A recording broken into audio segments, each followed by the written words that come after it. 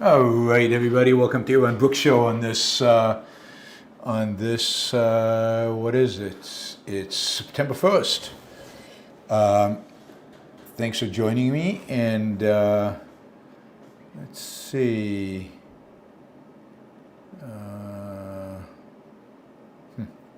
Did you guys hear the music? Okay, the opening music theme and stuff. Just checking to see that all the settings are okay. It didn't seem right there. So if I play that,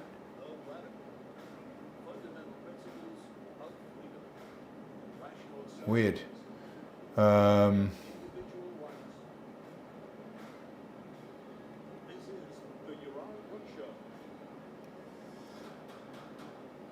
All right, I'll play with it and fix it for next time.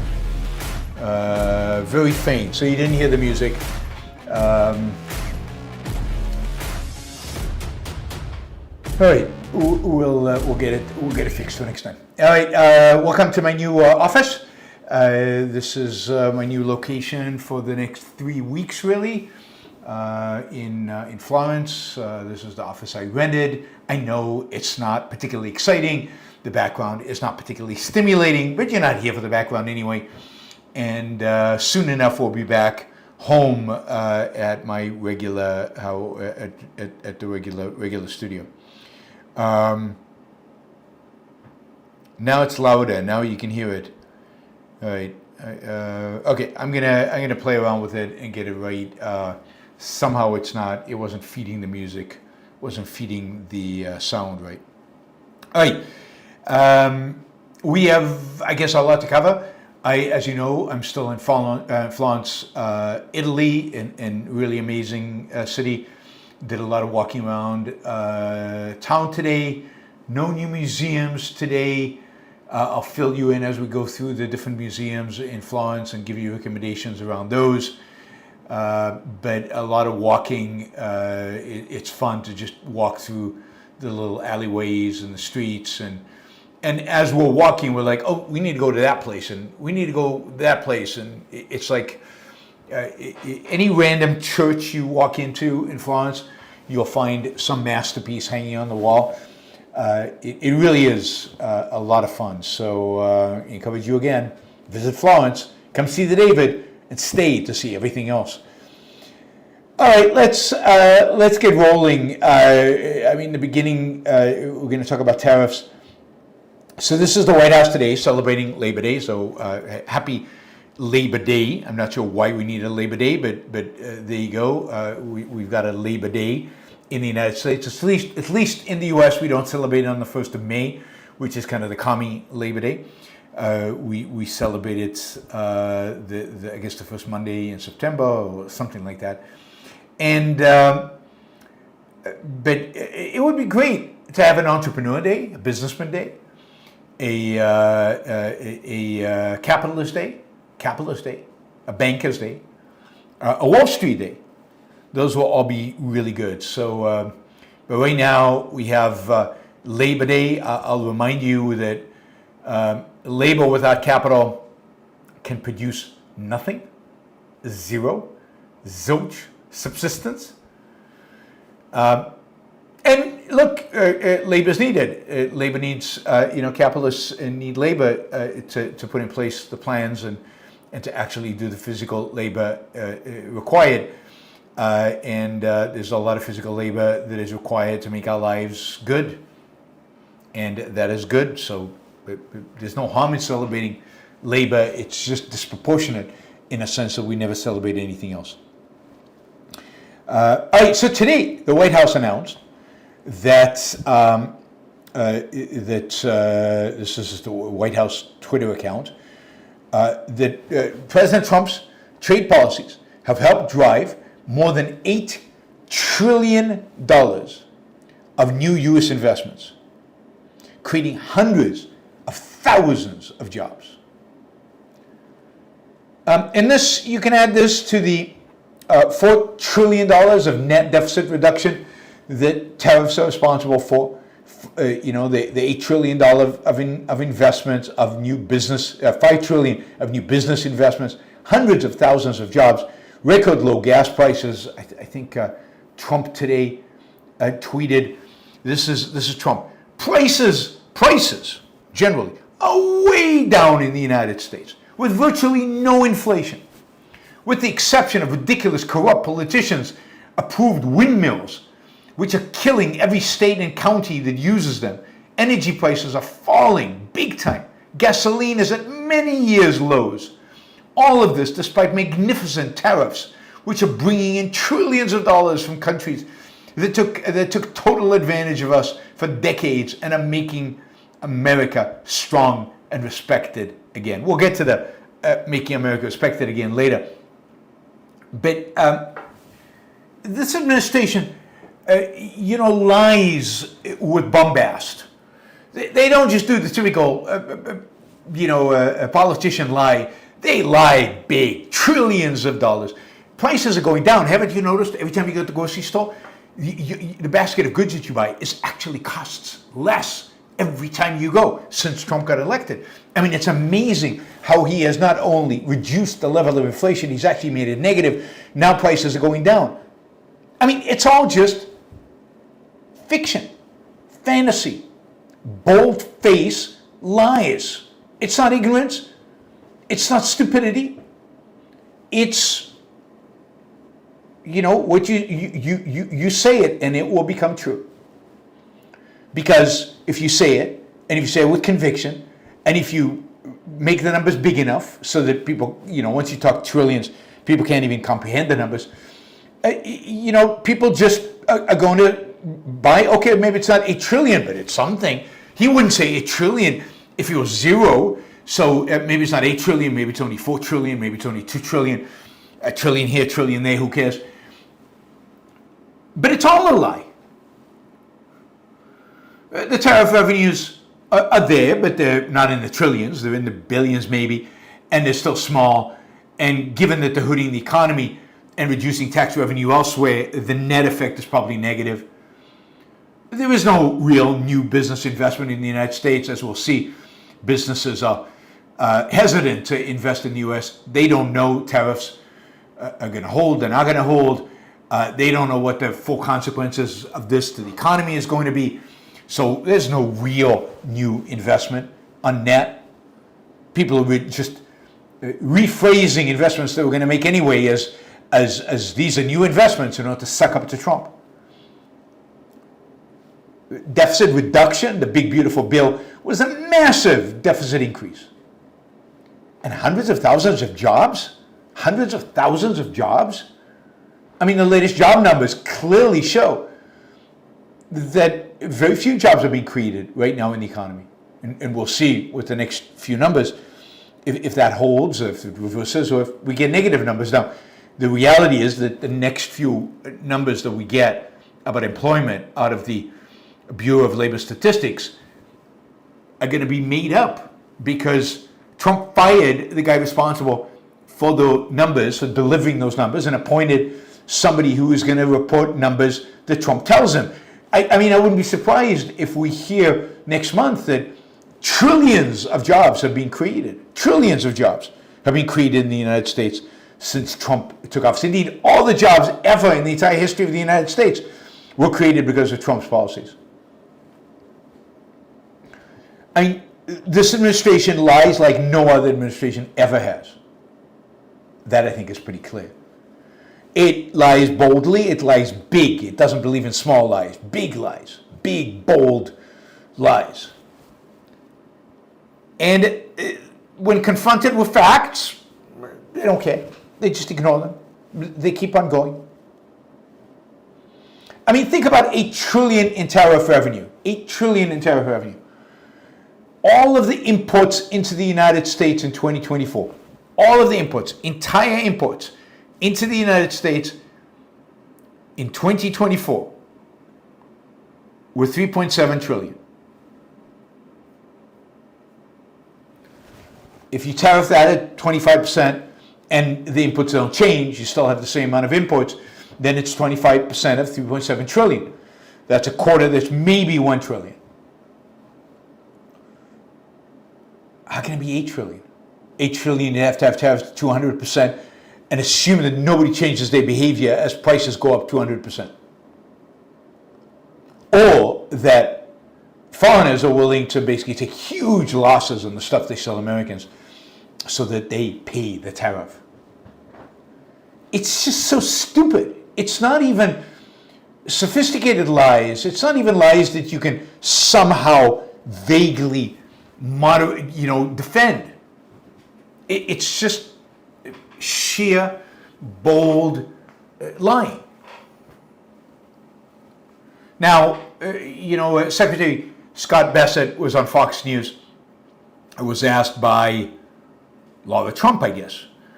Laura Trump is on Fox News. Who knew? I didn't know because I never watched Fox News. But anyway, Laura Trump, she asks him about, these claims that tariffs are a hidden tax on Americans. Is that possible? A hidden tax on American consumers, tariffs, really? And this is his response. This is Scott Bessent. He's one of the smarter people, and one would have thought maybe one of the more honest people in the administration. And this is what he says. Why do we hear the European companies or the Chinese companies, complain about tariffs if it's all being borne by the American people? It's just not happening. Now, Scott Bessent is a smart guy. He's not an idiot. He knows economics. He understands. So even if it's borne 100% by Americans, which it mostly is, why would Chinese and European companies still complain? Why would they be afraid? Why would they be worried for their businesses? Even if they didn't pay any of the tariff. I mean, this is an Econ 101 question to any one of you who understands supply and demand. What happens when tariffs cause prices to go up? Demand goes down. People buy fewer of that good. It's just a basic rule in economics. And it's one of those rules in economics which is absolutely true. So if a toy manufacturer in China, he's still selling the product to the American importer at the same price. He's not bearing any of the tariff. And then the toy arrives in the US, let's say it's a $100 toy, and it's marked up by 50%, which is the tariff on China right now, I think. So it now costs $150 to, plus the profit and whatever, to the American consumer. Why is the Chinese manufacturer complaining? Well, because the number of Americans buying this toy is going to go down because they're paying 50% more than they used to. His sales are going to go down, and therefore he is going to make less money, which is the reason he's complaining. Now, this is not hard. And Bessent knows this. He's not ignorant. He's just bold-faced lying to the American people. And he's lying on Fox News, and the people listening to Fox News are inclined to believe the lie already, that maybe they're not MAGA, maybe they're not bought into everything, but look at Scott Bessent. He's not a MAGA guy. He's a pretty reasonable guy, he seems. And he's not going to lie bold-facedly to us, so there must be something true here. Maybe those Chinese companies are paying the tariff. Maybe the Chinese are paying it, after all. Maybe that's true. Maybe all these economists have just been lying to us. Maybe my professor in Econ 101 was lying to me. Scott Bessent wouldn't lie. And it's just, the scale of this is just horrific. You keep lying, you keep making numbers up, and then you appoint people to the Bureau of Statistics who are going to keep making stuff up. And basically the United States has turned into Argentina of 20 years ago, where you can't believe anything the government says. You can't believe any number reported by the government. Over time, you get the kind of despotism that you got in Argentina, and I think it's going to be worse here. Trump is really laying the foundation again. He won't be laying the foundation for complete authoritarianism. The government will just tell you what the truth is, not your experience, not you going to the grocery store and seeing prices go up. I mean, price inflation, the prices of the goods you buy in a regular grocery store visit, they're going up every year, this year, by 3%. It's going to be higher, 3% now than it was a year ago. That's worth complaining about. That's not good, right? So costs are going up across the board, and Trump has not changed that. Price of gasoline is low, but it's not the lowest it's been in years and years and years. And it's low, it has nothing to do with Trump. It's low because Saudi Arabia has opened up the spigots and is pumping oil out in large quantities. And therefore, on global markets, prices have come down. But Trump is going to take credit for that. And he's going to invent credit for the drop. He's going to invent the fact that prices have gone down and then take credit for his invented fact. But again, it's all a lie. It's just not true. He's lying to you. And if he's lying to you about this stuff that's just plain, straightforward, obvious, it's obvious, then he's lying about everything. And you can't trust a word that comes out of his mouth. And you'll say, all politicians lie. Yes, but he lies more. He lies more boldly, and he doesn't care. There is no conception of reality for him.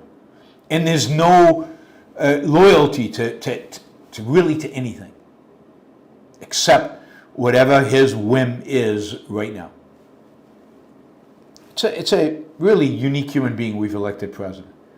By the way, people have done some research over the last few months and looked at tariffs and looked at, okay, well, Chinese companies, particularly in China, are Chinese companies willing to, take a hit? How much of the tariffs are they willing to absorb in order to continue to sell into the United States? And they're willing to absorb some of it. It's about 9% of the total tariff. 9% of the total tariff, so 50% tariff, 9% of that is like 4.5%, is like, 4.5%. They're willing to absorb that. So, yeah, Chinese companies are paying for some of the tariff, if you can call it that, by giving discounts to American exporters. But that's it. And it's not going to increase. If anything, it'll decrease over time. But that's data. That's actual facts. God forbid we have data and facts. We do not want data and facts. Please save me from data and facts. I mean, this is one thing that seems to be common across the board in America today. Nobody actually wants to know the truth. They want to reaffirm their preconceived notions. They want to reaffirm the tribal truth, the tribal beliefs. They want to reaffirm what the witch doctor is telling them.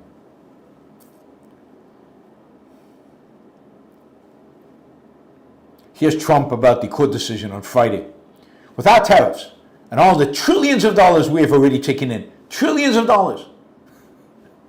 I mean, if you said billions, he'd had some credibility, but trillions? Big, bold lies. We have already taken in, our country would be completely destroyed, and our military power would be instantly obliterated. Again, a complete and utter lie. You mean we'd be back to the way we were 3 months ago, 6 months ago, 9 months ago?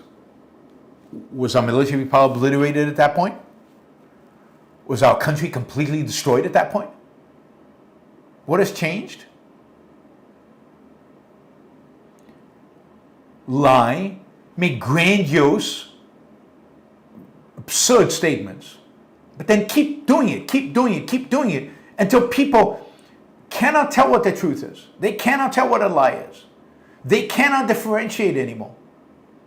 And when people give up on their own reason, they give up on the data, they give up on the experts, they give up on whatever sources of news they have, as Americans have on the mainstream media and pretty much all media. And not without justification, right? And then all they hear from the authorities are lies and bombast and lies and bombast and lies and bombast. Ultimately, they're going to give up. They're going to give up in trying to figure out what the truth is. And they're just going to become passive acceptors of whatever the authorities want them to believe. And this is the way fascism works. This is the way fascists take control.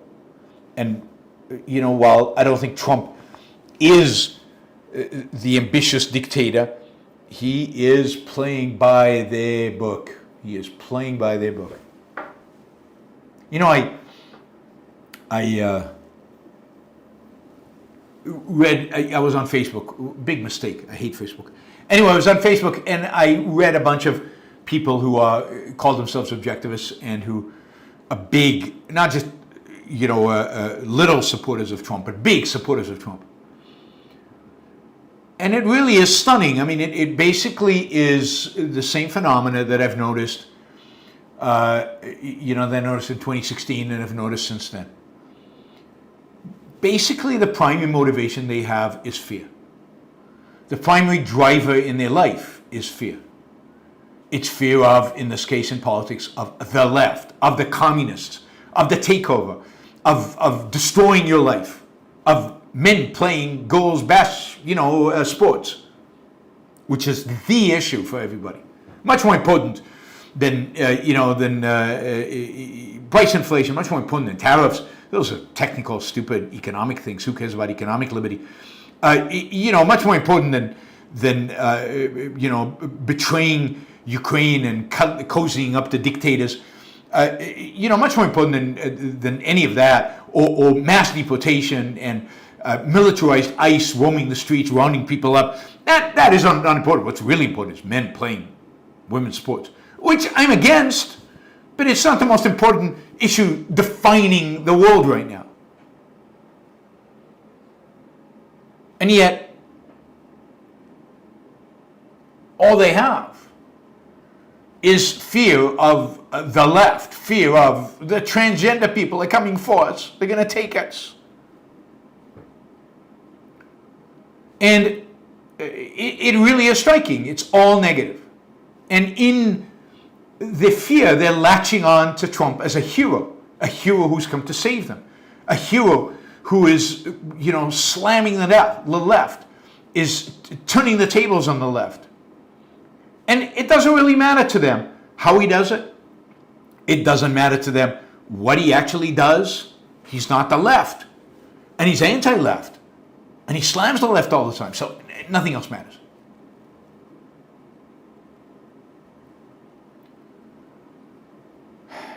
It's sad and a little pathetic, I have to admit. The extent to which they worship Trump, and the extent to which they just accept all this stuff without a second thought, without thought, period.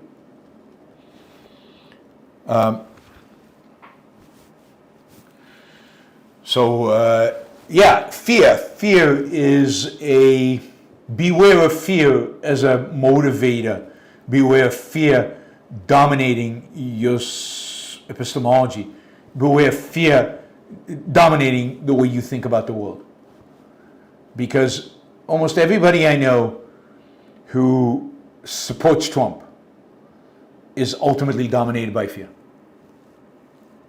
And fear is legit. There's something to be afraid of, if there's something objectively to be afraid of. But what is the solution?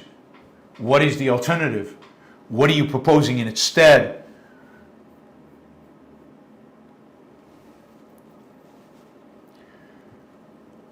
Fear can lead you down very dark alleys. And it's leading us down the dark alley of Trump. Anyway, it's not just Trump doing the lying, and of course, Secretary Bessent. It's of course the chief liar of all of them, a man who knows better but has been lying for so long he probably doesn't remember the truth, and couldn't probably find it in the recesses of his mind. He's been evading for so long, and that's Peter Navarro. Peter Navarro, one of the real horrible, the worst economist in the United States. And I said that way back before even Trump hired him. This guy was peddling his BS economics. Anyway, he said that it would be the end of the United States if the tariffs were done away with, echoing Trump's. But he also said, this was kind of interesting.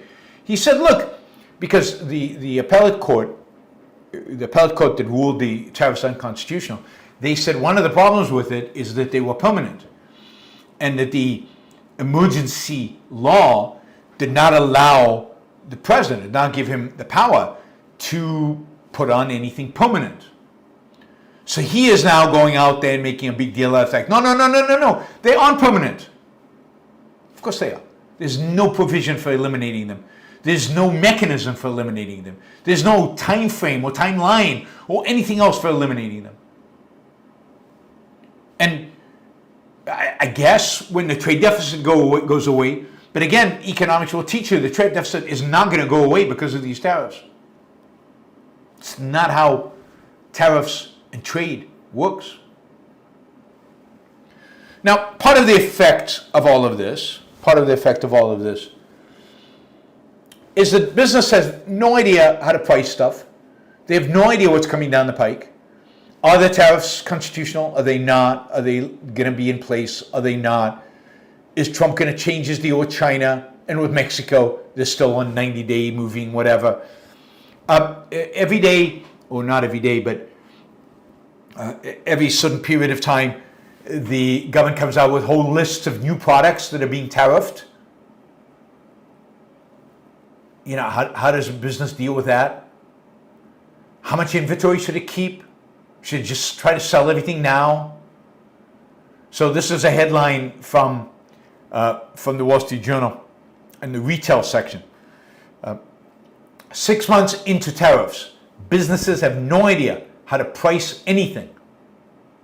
North Carolina company says tariff uncertainty has given way to a new problem: what to charge. Everyone is struggling to figure out what to do. Yeah, this is what happens when you give one person, complete authority at his whim to raise taxes on 350 million Americans whenever he feels like it, to whatever level it can be, and change it and lower it and increase it whenever he happens to want to. Completely, 100%, with nobody checking him at his discretion. This is the power that Donald Trump has, which, to their credit, the appellate court ruled was unconstitutional.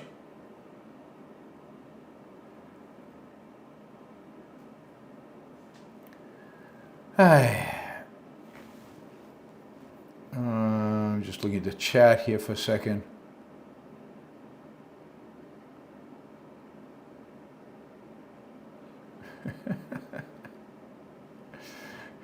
Joshua Rizzo is asking, who promotes Yaron Brook?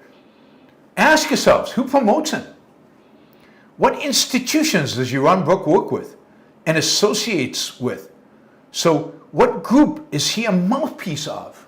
Does anybody know? Do you want to ask me in the super chat what groups sponsor the show? I think Alex Epstein does, and Hendershot Wealth does, and the Einman Institute does. Those are the institutions. Who else? Who else? So who else am I affiliated with? Maybe. I think this is what he's getting at. He's probably getting at all that money that George Soros must give me. You're right. I love it. I love a good conspiracy theory. All right. And of course, all of this is leading to some really juicy opportunities for tariffs. Right? Here's a story in the Wall Street Journal. American-made businesses are clamoring to get on the tariff list. This is a story about, I'll read you some of this. Greg Owens, chairman of Sherrill Manufacturing, was at home skimming through emails on a recent Friday when he got a text message that made him stand up in his chair and raise his arms in triumph. As co-founder of Sherrill, which bills itself as America's last manufacturer of stainless steel flatware, Owens had been fighting for years to keep his business afloat in a market flooded with cheaper imports. Now, he felt that Sherrill stood a fighting chance. Why? Because the text in question said imported stainless steel flatware products would be hit with a 50% tariff on their steel content. This was the news Owens had been waiting for. Aaron Boyle was just saved by the government. The Trump administration's tariff policies are creating headaches, uncertainty, and extra costs for scores of U.S. companies, from automakers to clothing importers. But for some companies, not the companies supporting the Yaron Brook show, obviously, but for some companies that rely on American manufacturing, like Sherrill, this new era of tariffs could give them a shot in the arm. And of course, that means they're going to raise prices on you. So you're going to give them a shot in the arm by paying more for flatware and lots of other things. On the list released by the Commerce Department, more than 400 items imported to the United States would be hit with tariffs on their steel and aluminum content, from farm equipment, bulldozers, and industrial robots to dumbbells, infant swings, and infant walkers. Now note that these tariffs are not under the emergency powers one that were ruled unconstitutional. These tariffs, particularly the ones on infant swings and infant walkers, these tariffs are part of Section 232 of the Trade Expansion Act of 1962. These tariffs, in other words, have been placed for national security reasons. So these tariffs, even if the Supreme Court rules that the tariffs are unconstitutional, they wouldn't apply to this. This is all steel. These 400 tariffs, including children's swings and infant walkers, these tariffs are national security tariffs, because God forbid we lose the ability to make flatware, knives and forks and spoons to dig those ditches. If we lose the ability to produce those in the United States, our national interest is at stake. The Chinese are going to conquer us because we won't have spoons to defend ourselves.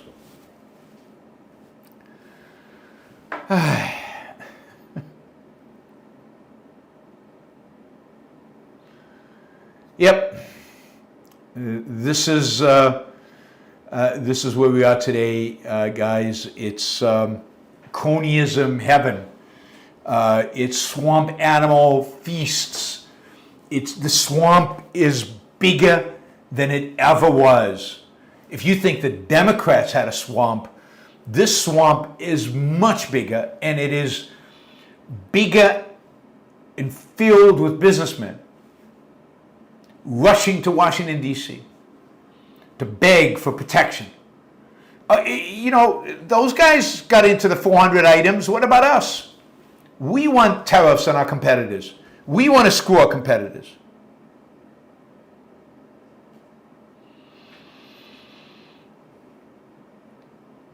Anyway, the tariffs, as I told you, really, as Madison told us all at the beginning of the Republic, Madison realized very early that tariff was only going to generate cronyism, that it was a terrible means by which to raise revenue because of that, because it was built into it, the very nature of tariffs is the incentive for businesses to try to lobby and influence Congress, or in this case, the president, to shield them, protect them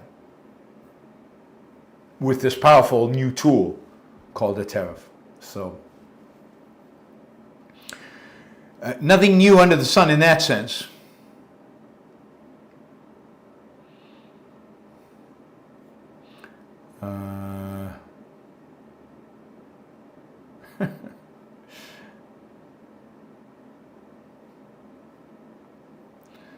Right, I'm trying to keep track of the conspiracy theory about who is influencing my take.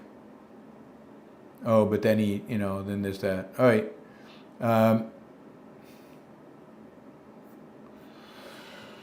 All right. Anyway, tariffs suck, and what they do at the end of the day is they create a situation where, in order to protect the interests of your shareholders and in order to protect the interests of your business, you have to go to Washington. You have to hire your man in Washington. You have to go lobby. You have to go try to manipulate. It's a sad, it's a pathetic day, and what we're seeing is nobody in politics, certainly, nobody really standing up for markets, for freedom, for economic liberty.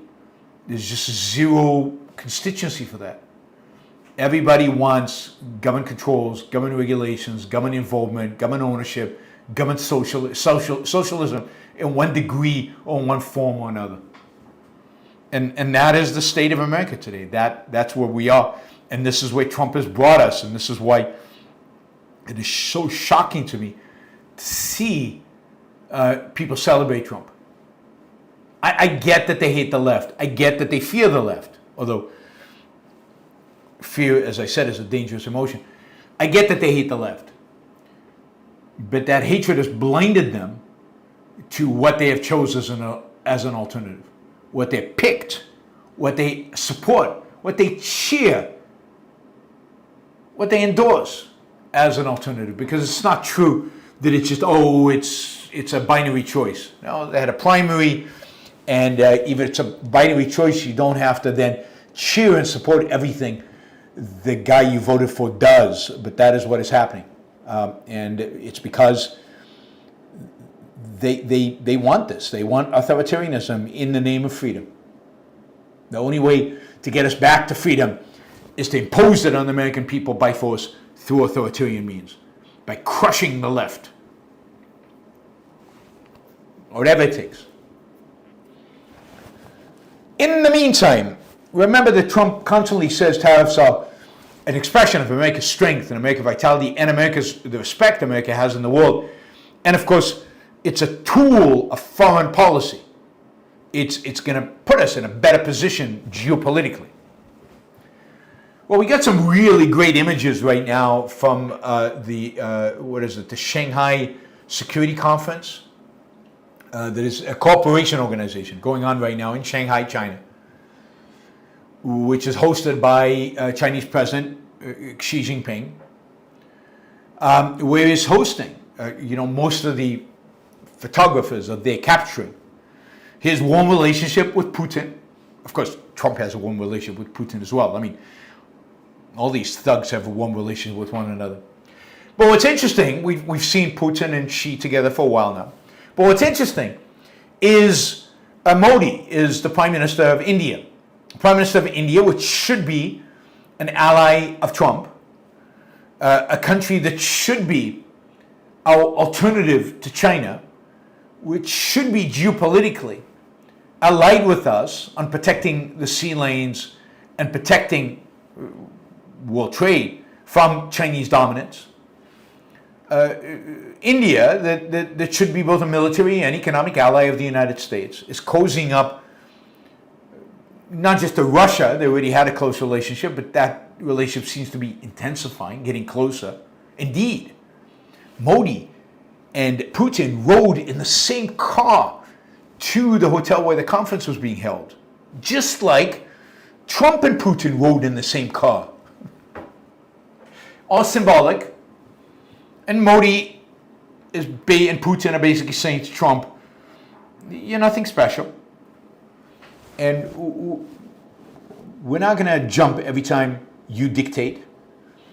And if America is going to turn its back on us, which America did on India by placing 50% tariffs on their goods, we've got other options. Now, China and India are not friends.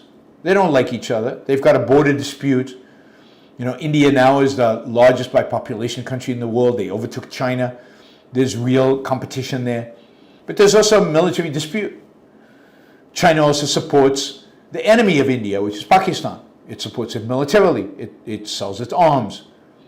So Modi is very hesitant when it comes to China, but he's, on this trip, very warm to the Chinese. He's sending a message to Trump. You're not the only game in town. We don't need you. And you betrayed us. We are going to look elsewhere. I mean, seeing Modi, Putin, and Xi together does not suggest to me that tariffs have increased the strength of the United States. It doesn't suggest to me that tariffs have made the United States, put them in the United States in a better position from a geopolitical perspective. Quite the contrary. We've alienated the South Koreans, the Japanese, the Vietnamese, the Filipinos, the Indonesians, the Malaysians, and more than anyone else, the Indians, all potential allies in whatever struggle might come with China.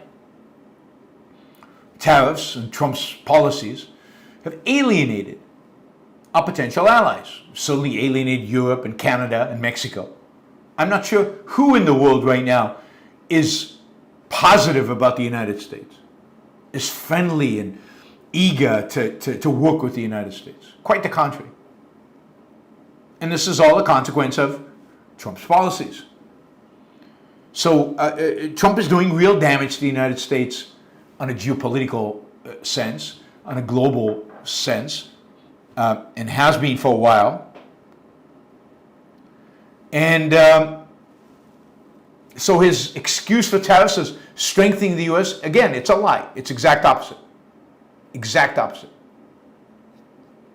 They've weakened us, and they've made it so that our people who should be our friends are actually turning to our enemies and allying with them, or at least presenting themselves as allying to them. I don't think you're going to see much friendship long term between India and China. I think the differences there are deep and significant, and I don't expect that to change.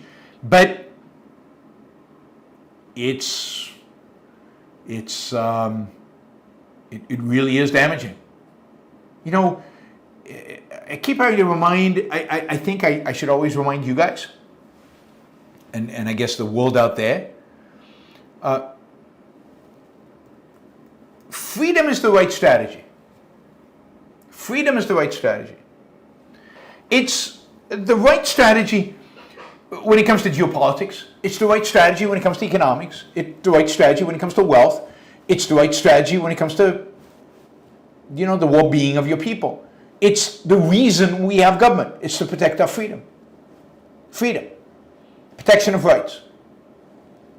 A government that moves in that direction, even if it moves slowly, is a government I can support. A government that works away against freedom, against individual rights, shows disrespect to individual rights, taxes its own people, obstructs trade, is a government working against my interests, against your interests, and therefore is going to lose in the geopolitical game. Freedom works. Freedom works.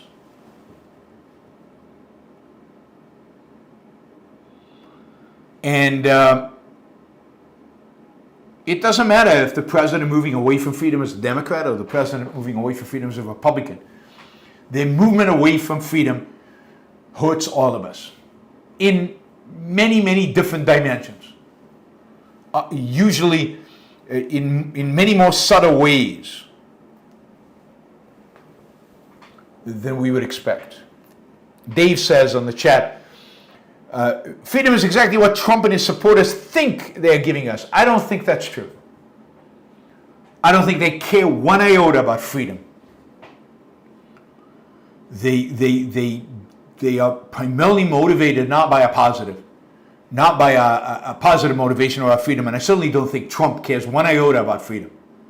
But I don't think MAGA does either. I don't think they know how to define that word. I don't think they know what it means. What they care about is the things they hate. They hate foreigners. So they're very happy when foreign trade is disrupted.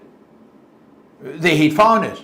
So they're very happy when the freedom of those foreigners is taken away from them by masked thugs with U.S. badges, rounding them up in the streets and shipping them out of the country. They hate the left. And it's not like they care about DEI in particular or any of these things. These are just slogans for them. They don't really understand what it all means because they have their own kind of DEI. But they hate the left, and DEI was important to the left. So shutting down DEI, they support that. So it's all about what they hate. It's all about getting rid of what they hate. It's not about anything positive. This vague notion of make America great again, which to them means the 1950s, even though they have no clue what the 1950s meant or was about. It wasn't left. That's all they know, or they think they know, because in many respects it was. So I don't think that Trump or MAGA think that they're giving us more freedom, because I don't think they think in terms of freedom or they think in terms of positive values at all. I think they think in terms of really, again, negative values. What they don't like, what they want gone. Anyway, this general attitude that is manifest in tariffs, it's manifest in ICE, it's manifest in the border wall, it's manifest in hatred for foreign students and denial of visa requests across the board, is having an impact. Not just on the geopolitics, but on the kind of local politics of people all over the world. And it's manifesting itself in the fact that tourism to the United States is dramatically down. It's dramatically down from countries like India, the UK, Canada hugely, Mexico, Germany, Brazil. These countries are seeing significant drops in travel to the United States. And it's not just this summer. It's every indication and every sign that this is sustained, at least as long as these kind of policies make them feel unwelcome in this country. It's taking longer to get tourist visas, much longer. U.S. embassies around the world are much less inclined to provide visas. But even for countries that don't require a visa to come into the United States, you're seeing a significant decline in people coming here from there. Now, part of it is that people are choosing to go elsewhere. America is a relatively expensive place to visit. And there are other places like Spain, France, Italy, Thailand, where they can get a lot more bang for the buck, if you will. But a lot of it has to do with attitude.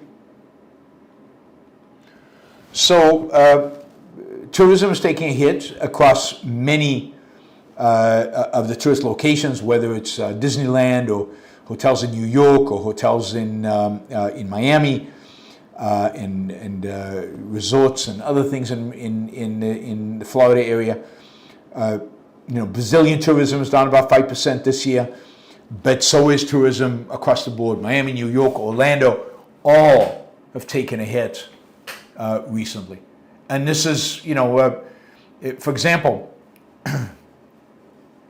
German visitors to the United States have declined by 28%. 28%.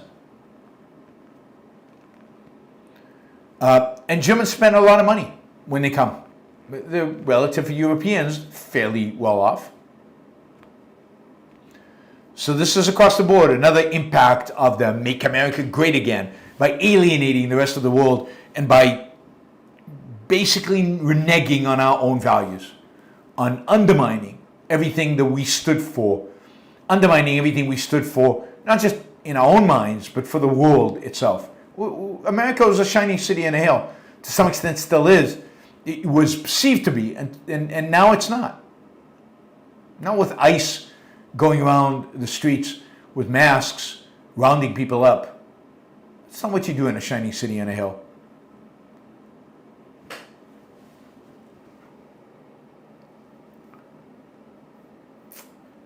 And the U.S. is now making it harder to come. So we talked about the fact that visas are harder to get, but now the U.S. is adding on a $250 visa integrity fee, which is imposed on travelers to the United States. $250, which makes travel to the United States $250 more expensive. And again, likely to reduce tourism significantly to the U.S. But just to give you a sense of how, inconsistent, random, bizarre Trump is. Trump is now approved 600,000 student visas for China. Chinese students are going to find it relatively easy to come to American universities with student visas. MAGA is flipping out, right? MAGA's like pissed off.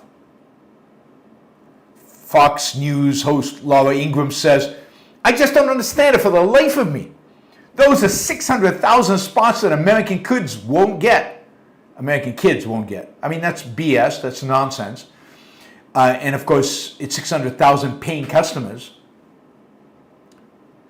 Laura Luma wrote, quote, "Nobody, I repeat, nobody wants 600,000 more Chinese students, aka communist spies in the United States. So why does Trump want 600,000 student visas? Why is he so sympathetic to the Chinese? Why is he shutting down and making it more difficult to get visas in every other front? Student visas for Chinese students is something he is an advocate for, he's fighting for.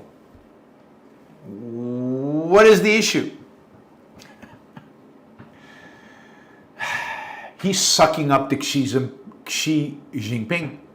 He's sucking up to a dictator he admires, he respects. Here's what Trump said. "I have a very good relationship with Chinese President Xi. I think it's very insulting to a country when you say you're not going to take your students. I get along with China. China's paying us a lot of money right now. They're paying us hundreds of millions of dollars."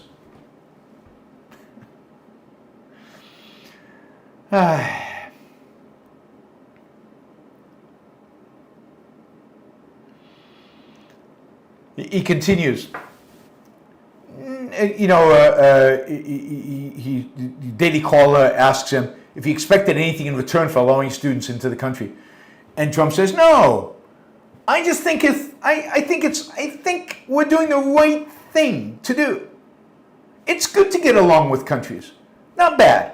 Especially, nuclear-powered countries." I mean, the guy is a running joke. He's a running contradiction, an ongoing, constant contradiction.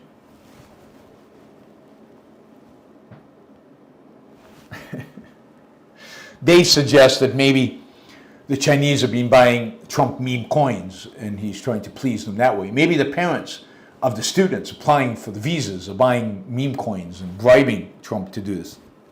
It's just beyond comprehension how this guy emotes and turns those emotions into actions as President of the United States. President. It's mind-boggling. Trump is mind-boggling. Anyway, 600,000 Chinese students, and I'm all for that. I'm big on student visas. I let them in. They pay their way. They pay out-of-state tuition. They come here. They get a diploma. Hopefully, we allow them to stay, and they can work, and they can immigrate to the United States. It's great. They're incredibly productive. So I'm all in favor of all of that. But so in this, I agree with Trump. But he's doing this to please Xi.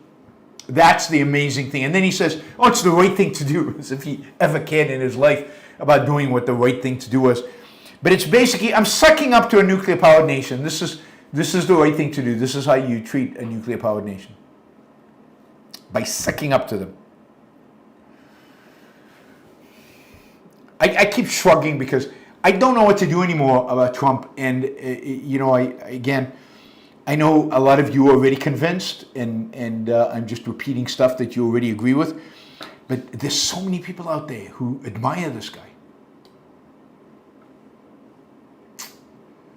Anyway, I don't know if you've seen the data, but the data suggests that since Trump deployed the National Guard, out-of-state National Guard, to Washington, D.C., and gave them weapons and have them patrol around different neighborhoods around D.C., violence is way down in D.C.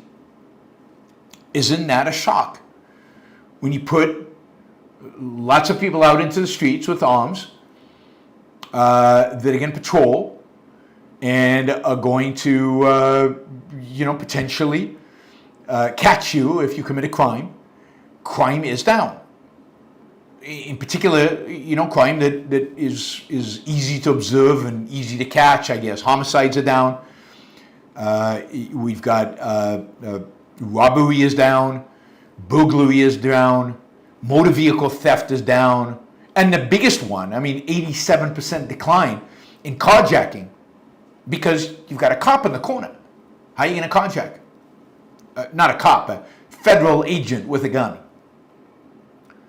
So yes, there's lots of ways to reduce crime. And indeed, an obvious one is to spend more money on police and have more police in the streets. And that's what every city in America should do. Increase policing.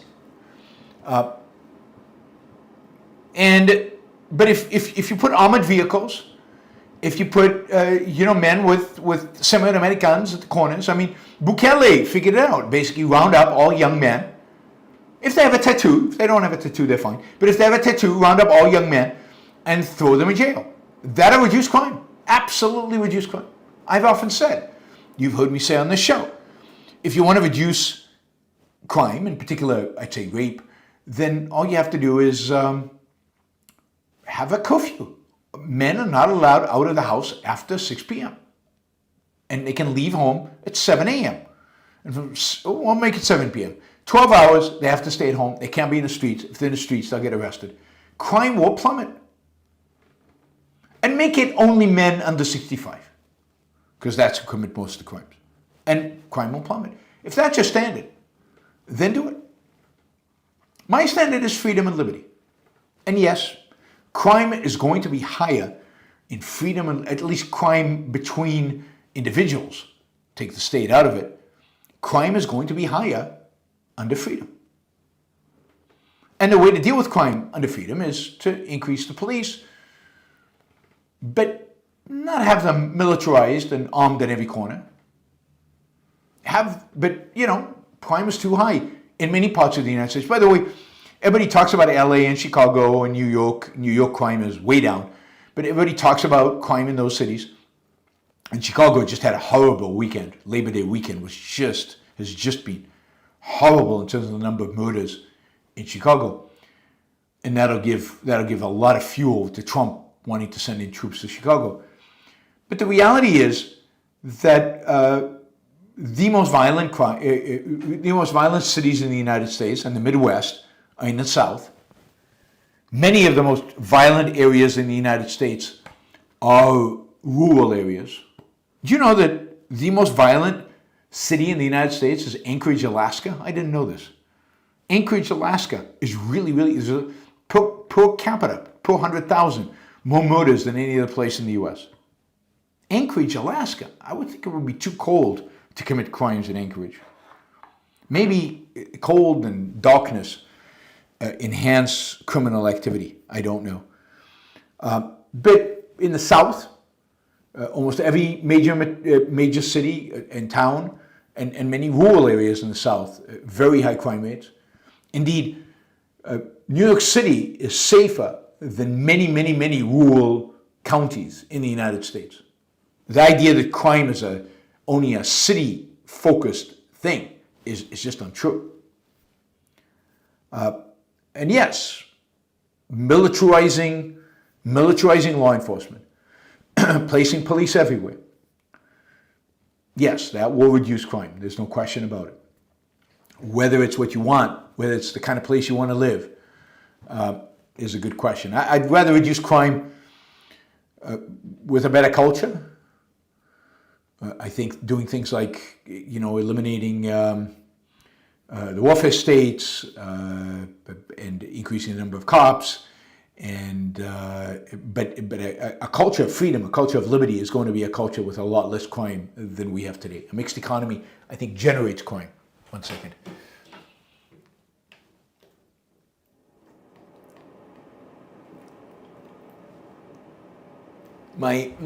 My challenge with European air conditioning continues. My air conditioner just shut down without notice.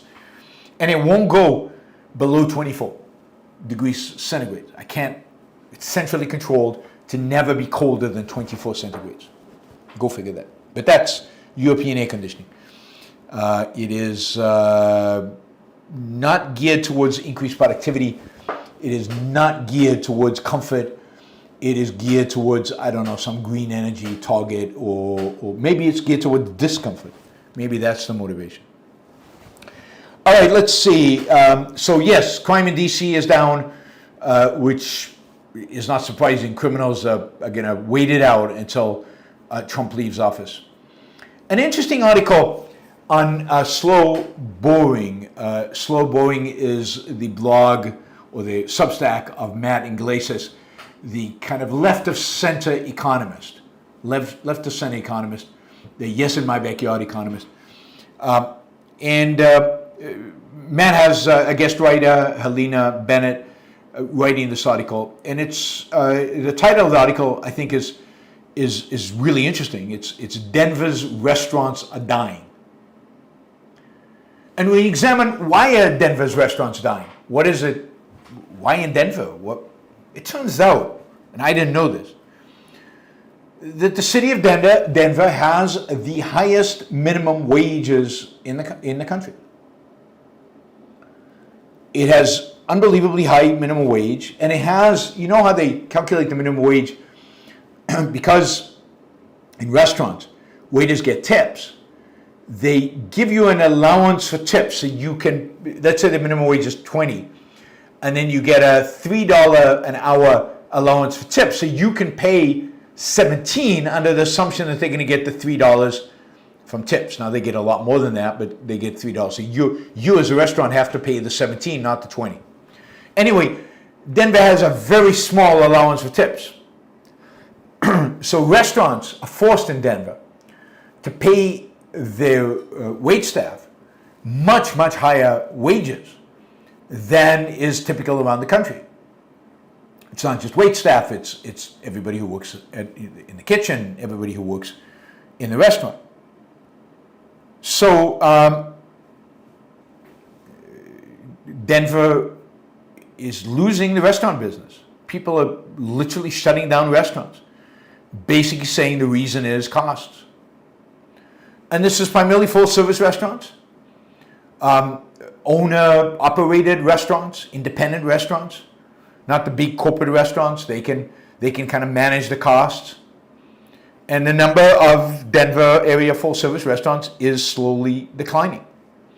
It's been declining for a decade now. And the argument is, a lot of it kind of hit them hard with COVID like everywhere else.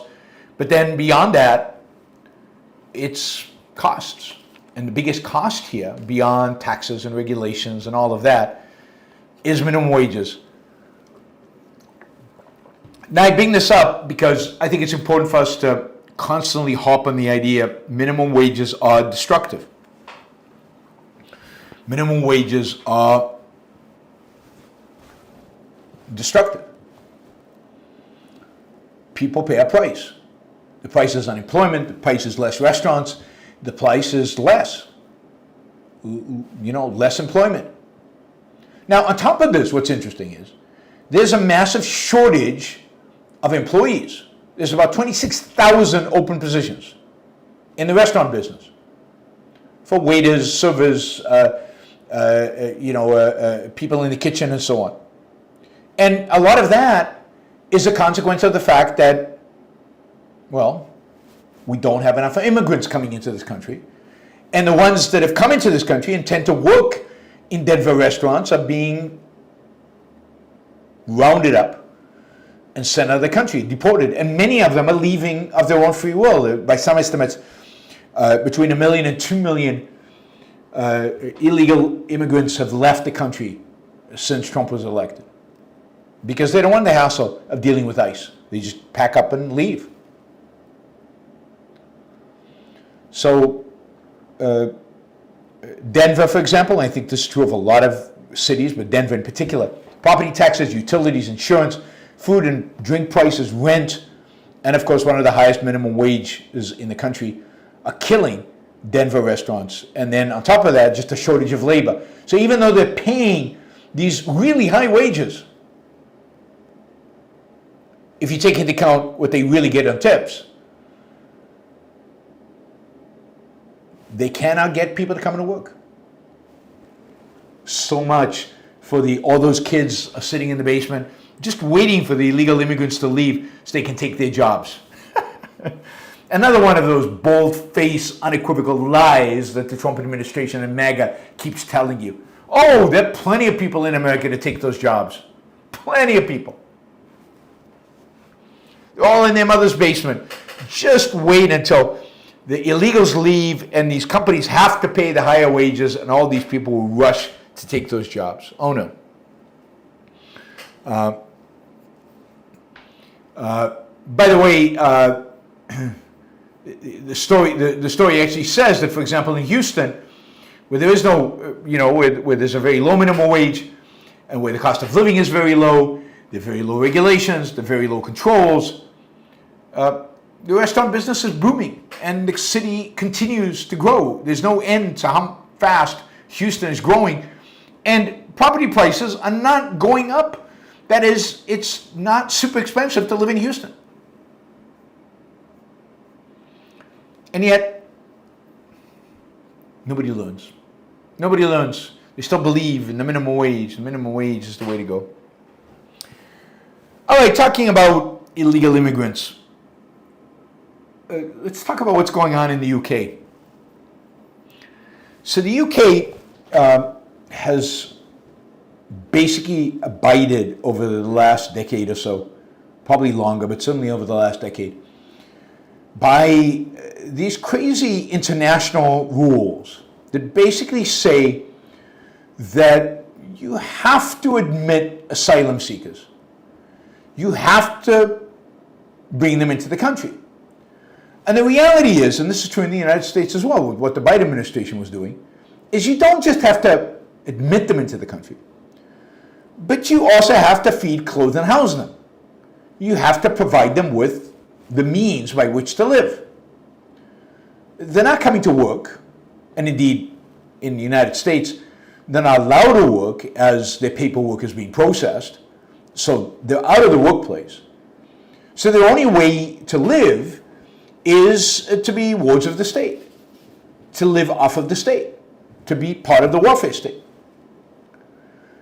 Now, since there'd been a flood of these asylum seekers into the UK, I think people around the world have figured out, oh, just announce asylum, just declare asylum. And there are plenty of horrible places around the world where you can easily claim that you're being persecuted, and justifiably, that you really are running away from persecution. And you can go to a country like the UK and be admitted,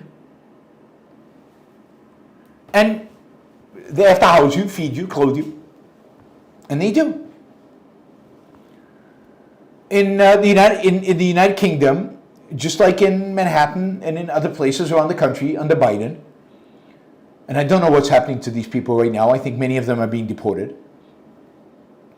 But in the United Kingdom, the government, basically rented out hotels and put the asylum seekers into hotel rooms. Now, this is a complete abuse of what the government is there to do. I mean, it's fine if you want to come to the UK, or you want to come to the US as an asylum seeker. But you have to pay your own way. You have to be able to work. You have to be able to make a living. And if you can't, then leave. But under no circumstances should the state be providing these people with welfare, with funds. And of course, the fact that they're providing them with housing and funding only provides an incentive for everybody else in their country to come over to you and flood the country with people who are not going to work, who are just living in housing provided by the government and being provided with welfare. Find a sponsor who's willing to support you, or get a job. Get a job and support yourself. So I'm not a big fan of sponsors because because it'll run out ultimately, and people need to find jobs. I mean, I'm sticking to my work-based immigration approach. I think that's the best approach in a mixed economy.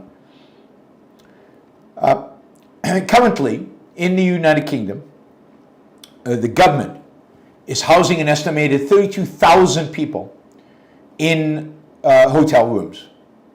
In all over rural England.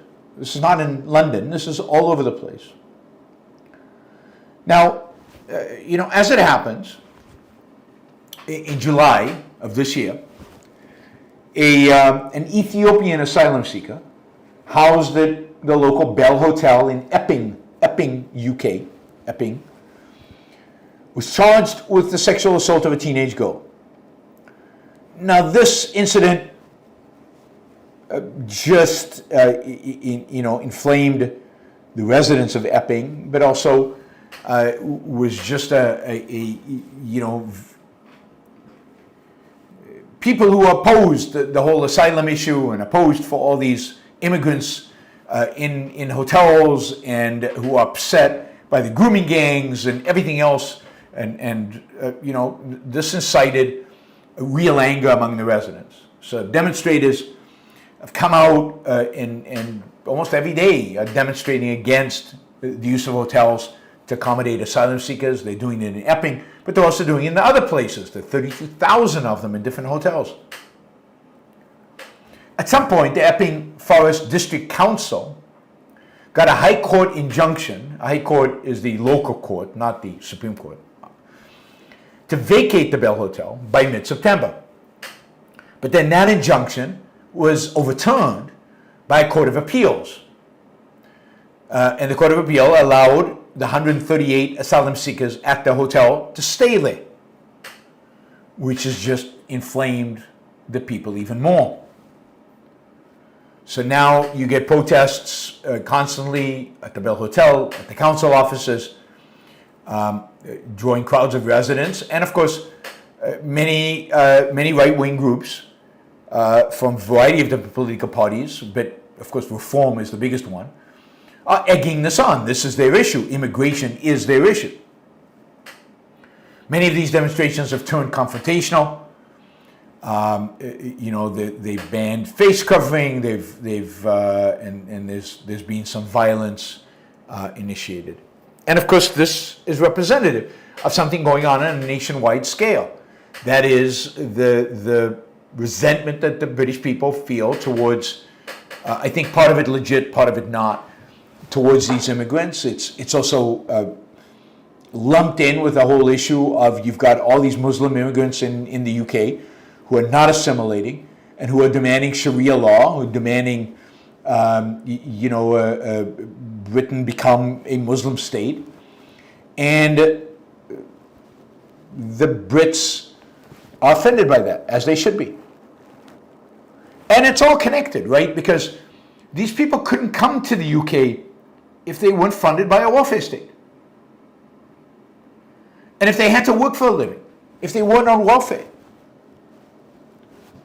then they wouldn't be able to stay in the UK. So the mixed economy makes it possible for immigrants, many of them Muslim, to come to the UK, not assimilate, not integrate,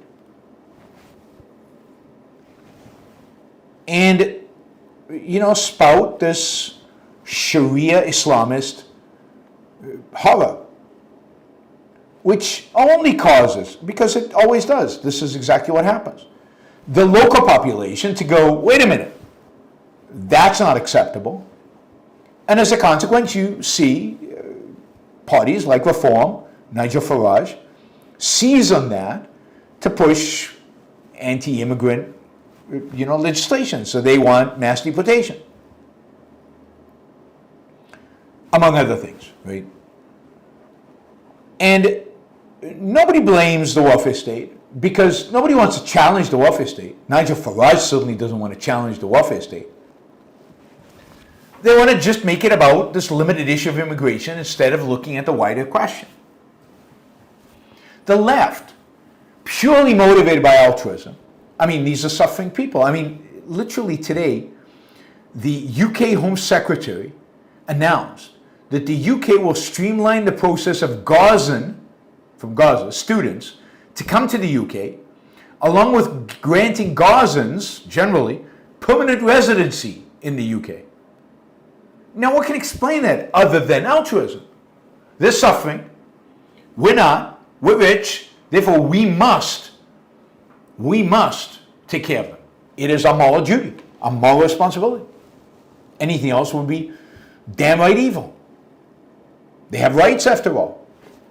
That's what European Declaration of Rights says. Everybody has all these rights to housing and living and clothes and all this stuff, which the government has to provide if you can't provide for yourself. And this is going to explode. I've said this for 20 plus years, that ultimately what will happen is, whether it's the Brits or the Germans or the French, probably the Germans, they will one day wake up and they'll say, we've had it. We've had it with the Muslims. It's time to get rid of them. And if there are ever concentration camps in Germany again, there will be concentration camps of Muslims. And they will kill them. Innocent, guilty, it doesn't matter. Europe will not become Muslim. It might become fascist hellhole, but it will not become Muslim. But the Muslims are egging these racist nationalists on. They're poking them. And many good people, many honest people, many non-fascist people are coming to the conclusion that these Muslims, they want to impose Sharia law. We don't want that. So we better support the people who want to get rid of them. And we'll turn a blind eye on how they get rid of them. We won't pay too much attention to how they do it, as long as they get rid of them. And if as part of that I lose my freedom and liberty, well, I was going to lose it under Sharia law anyway. Might as well lose it to people I know, people who are like me. The logic of this is just... one of the things that is happening in the UK is, in response to the asylum seekers and the issue of Muslims and everything like that, is people in the UK have announced a campaign called Operation Raise the Colours, where people go around and they put up Union Jacks and St. George's crosses. These are British flags, the flags of England, the flag of the Union, in all kinds of different places. Now, this is viewed by the mainstream media and by the Labour Party and by many of the local council governments as, this is offensive to the immigrants, and this is the far right doing this. And the funny thing that's happening is that you've got police and local officials going around in rural England, all over the place, tearing down British flags. And of course, they're citing safety concerns, unstable ropes, risk to vehicles or the lamps where the flags happen to be hanging, which is BS, obviously. I bet you nobody's tearing down Hamas flags, but British flags, St. George's Crosses flags, those are being torn down. And people are, even more upset because of that. Again, the government is siding with the Muslims. The government is siding with the anti-Brits.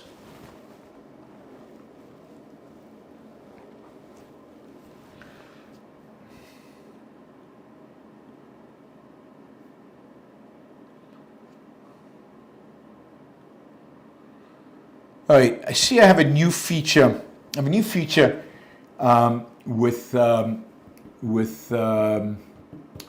YouTube that allows me, and they're really encouraging me. YouTube, the people at YouTube are really passionate about this. They want me to set goals for super chats. Now they can't set dollar goals; those I've been doing for a long time because of a software Miroslav provided me. I can do that separate from YouTube. But YouTube have built in a goal for the number of super chats. So we're going to do a 30-minute challenge. A 30-minute challenge is going to be 10 super chats of €5 or more. So, I don't know, $7 or more.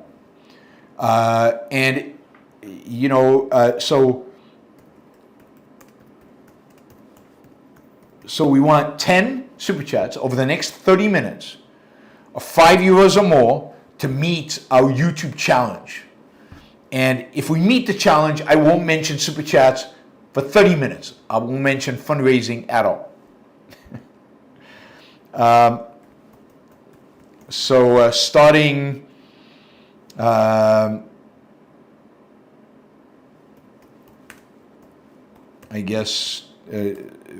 starting now. They really want me to test this out, so help me out here. I just did 10 because a lot of super chats already came in. The goal was actually running on the first 30 minutes, and we got 14 out of I think 30 that I set it up. So let's go for the goal. We're looking for 10 super chats of $5 or more. Anyway, you've got local councils in Birmingham, York, Tower removing flags from public infrastructure, again citing safety concerns. You've got the Brits being super upset about this. You've got the Epping thing where the local council says we want to shut down the hotel, and some higher court saying, no, you can't do that. They have rights to your money and your time and your effort. And this is all boiling up in England. And I really think if there was elections today, I think Labour would lose in a landslide. I think Reform would win big. I mean, big. Immigrants would be in big trouble. And I think so would the UK generally, because I don't think Reform actually has a program. And just like right-wing parties all over Europe, they're very left-wing when it comes to economics.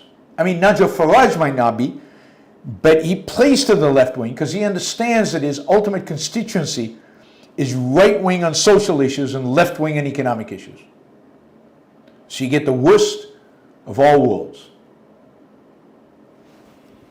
So you're getting a real conflict in England. Supposedly there's going to be a big demonstration next weekend over this flag issue that is going to happen in, I'm not sure where, London maybe. The authorities are going to bring out the police in force. They're going to label this a right-wing crazy thing. But this is people just frustrated. And it is indeed the right wing capitalizing on their frustration. But it really is a situation where until you get rid of the mixed economy, until you get rid of the incentive for people who don't want to work necessarily to come to the country because you're providing for them, until you get rid of these incentives, the problem is going to continue to exist. And the problem is that I think the right wing wants to get rid of the immigrants, but they don't want to get rid of the welfare state. And that just means you'll get different manifestations of the issue. You'll get different problems, different challenges. But the problems and challenges will still be there. All right, as for this 30-minute goal, we now have 5 of the 10. 5 out of 10. So I'm still looking for 5 more super chats. I guess stickers count. I'm pretty sure stickers count, although I don't know. 1, 2. Yeah, I think, yeah, stickers definitely count. So stickers or super chats. We've got 3 to go to get our goal. This will be in a lot shorter time than the 30 minutes that I assigned to it, but which will be great. And then I can report back to YouTube. Yes, it worked. It's great because they're eager. I have asked them to give me the thing that I want is a list from them of who gives the most money in any particular month, so that I can compliment Michael on always being at the top of that list, and then the real battle is for second place. Because I'm pretty sure that Michael gives the most because he gives every single show, and he gives often very large amounts in any particular show. So I'm pretty sure Michael would win the monthly competition, but I think it would get some people's competitive juices going, and we might get some increased revenue because of the competitive juices. All right, we made the goal. I think Dave Dean, just independently, got us there. He did 1, 2, 3, 4. 4 of the stickers with just Dave. So thank you. Okay, so now I'm not allowed to mention super chat for 30 minutes. So until 5 p.m. East Coast time, I won't mention super chats. If I do, then scold me. But that was it. We achieved the goal. We achieved it like that. I'll have to do this more often. This is fun. All right. Dave, thank you. That's very generous. Yeah, I mean, it would be good to see who the top 5 Super Chat supporters are every month. That would be, I think, a cool feature if Super Chat would provide that for me. That would be great. All right, let's see. Let's do our sponsors, because we want to know who pays the bills around here and who gets to influence my, because I'm available for sale, so we get, that's what I'm being told in the chat. So we want to know who influences me. The Ayn Institute, I think we talked about this, ARI Live, which are courses with live instruction, homework assignment. You can take it, but the beauty of it, this is what used to be ARU. The courses are now being offered. You don't have to apply to take the courses. You do have to pay, but you don't have to apply. And you can, I think some of you can get scholarships to take them. Students, I think, can get scholarships. But you can apply to take them. There is a discount for YBS listeners. It's 25 YBS 10, 25 YBS 10. In October 1st, I think, 3 courses are starting. The philosophy of objectivism, the objectivism through Ayn Rand's fiction, and I forget the name of the third course, but those courses are amazing courses. Really, if you want to deepen your understanding and have an opportunity to really chew on the principles of objectivism, these courses are great examples for that. Again, you can do the homework, you can choose not to do the homework, you can take the courses live, you can listen after the fact. Unbelievable flexibility. You will also get a coach. You will be assigned a coach that will both help you out with kind of questions you might have on courses you want to take, but generally there'll be a career and life coach applying objectivism, helping you to apply objectivism. So hopefully you guys will sign up. Go to aynrand.org/start here to sign up. Don't forget the YBS discount code 25 YBS 10 in order to get a 10% discount on whatever the cost is. Alex Epstein is a sponsor of the show, and Alex is, of course, the leading voice in the world for freedom of energy, freedom in energy, of the importance, the cultural, civilizational importance of fossil fuel. by following Alex, I think you'll learn a huge amount about the world of energy. You'll also learn a lot about what's happening under the Trump administration. You'll learn about the issues that the environmentalists keep bringing up and how to deal with them. You'll gain talking points for your conversations about environmentalism with people. So check out his Substack, alexepstein.substack.com. It's a great resource for anybody who's interested in these kind of topics. And everybody should be, because they are so relevant to our lives.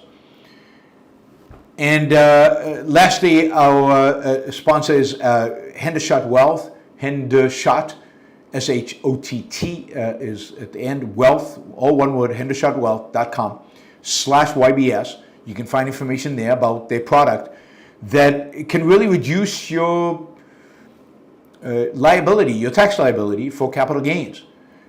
So if you have a large stock portfolio that's appreciated, and if you sell it, you're going to have to pay a lot of capital gains, and you'd like to sell it, maybe, you know, the S&P 500 right now is at valuation significantly higher than what it was at the peak of the dot-com bubble. You might want to be selling some stock, which is trading at historically high multiples, and yet you're going to have to pay a lot of taxes on it. Hendershot Wealth Management has solutions for how to defer those taxes and how to reduce them dramatically, how to increase your income and reduce taxes. Check them out, hendershotwealth.com/YBS. And also, check out the interview I did with Robert Hendershot, which is online at on my YouTube channel under sponsors, in the playlist for sponsors. All right, and finally, if you want to support the Yaron Brook Show on a monthly basis, which is best for me, easier for you, check out Patreon, patreon.com, put in Yaron Brook Show, and check out the different options and different levels of support that you can provide, anywhere from $2 to $1,000 a month. Really appreciate it. Again, this show is made possible by the support of you. Without you guys' support, there is no show. All right, I feel like I'm losing my voice for some weird reason. But anyway, we've got a lot of questions, a ton of Super Chat questions. And we have, let's see, a few of them at $50. So let's start with the $50 questions, go to the 20s, and then work our way down.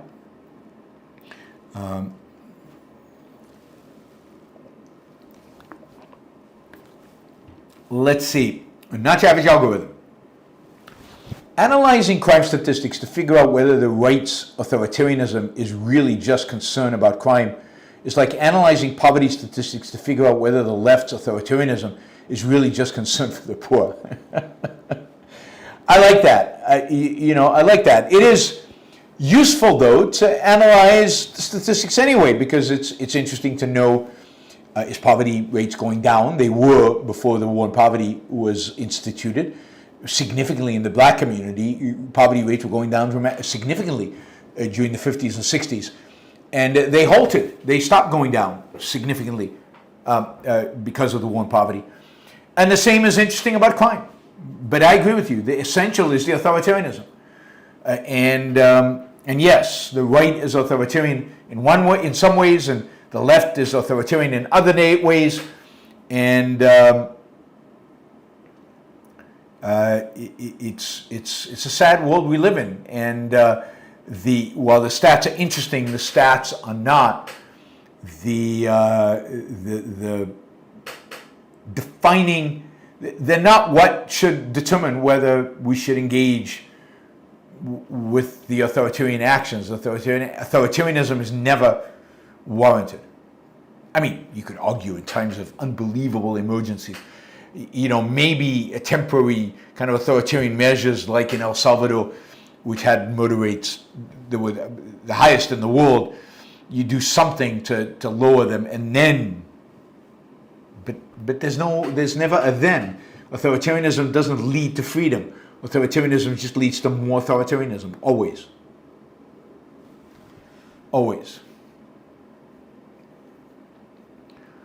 Liam, Oh, this is part 2. Let me find part 1. Where's part 1? It's difficult if you do the higher one as a, you've got to do the higher dollar one as a part 1 always, because then I have to find the part 1. Okay, Leon, part 1. I get what you mean when you say there's no one game-changing event to alter the culture. But you did mention that if a Nobel Prize winner in physics were to credit Rand's epistemology, and he continues, how that would be a big leap forward towards Rand being taken more seriously. The same could be said for Blake Scholes if in 20 years the whole world is flying in supersonic planes and he became a major celebrity and credits Rand publicly. Yes, I mean, absolutely. Imagine if all the Silicon Valley guys who were influenced by Ayn Rand in the 1980s and 1990s had given her full credit for it, had talked about it, talked about it well, had defended her well, and talked about it rightly. I think it would be a big step forward. There's no question about it. And I do think Blake Scholes has opportunity here, if he's willing, right? I mean, if he's 20 years, everybody's riding around in boom, and Blake is a celebrity. I hope he talks a lot about Ayn Rand at that point. That would be huge for the movement. Any successful person. Look, John Allison did that. Now, John wasn't a CEO of a cool industry, but he was maybe the most successful bank CEO of the later 20th century. He was incredibly influential and incredibly successful, and he talked a lot about Ayn Rand, and there's no question that had a huge impact. And now if you take somebody in a very cool industry, on the cutting edge of technology, on something everybody is paying attention to, and they credit Ayn Rand, yeah, that would have a big step forward. That would be big. I hope it happens. Armin just came in with $100. Thank you, Armin. Really, really appreciate that.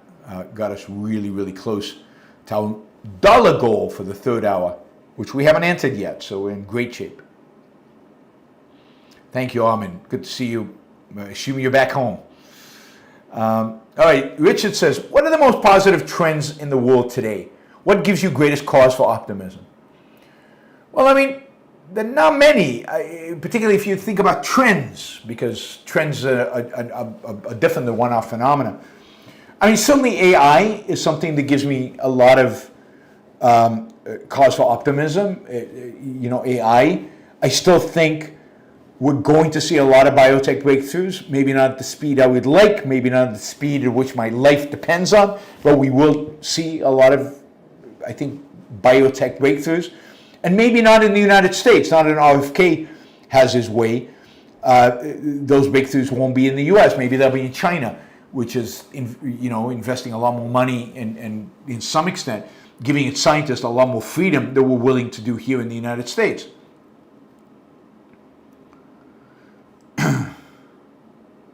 And so AI, biotech, potentially, and then Milei in Argentina. Those are really the only really things that are causes for optimism. Now, the question with Milei is he, well, I'll give one more. Is he a trend? Is he a trend? I think the other cause for optimism, and this is trickier because we'll see, we'll know in the next few months, certainly has been the courts. I do think we still have a court system. We still have courts that are rational, that are reason-based, and that seem to be willing to rein in government power. We saw that with reversing Chevron. We've seen that with a lot of kind of economic liberty issues over the last few years, and also separation of powers issues over the last 2 years. Now, the real question is going to come down, are they willing to rein in Trump? They've been willing to rein in Biden. Remember, one of the reasons that the Supreme Court repeatedly knocked down Biden's efforts to do student debt, waive student debt, eliminate student debt, was a separation of powers issue. It wasn't, Congress did not authorize the president to do that. He needed Congress to pass a law that eliminated student debt. He couldn't do it, unilaterally. Will they be willing to hold Trump to the same standards? For example, on tariffs. But the courts generally, and when I've had Larry Salzman on, and I've had Steve Simpson on, they've been very optimistic about the courts. And I think generally there is a tendency in the courts to have a high respect for property rights, much higher than any of the other branches of government.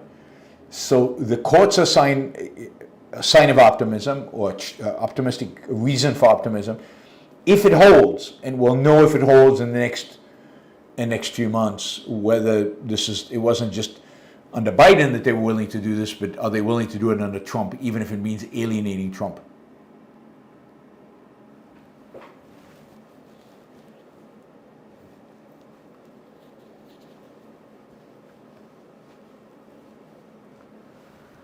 All right, let's go to the $20 questions. Quite a few of those today. Thank you guys. You guys have been very generous.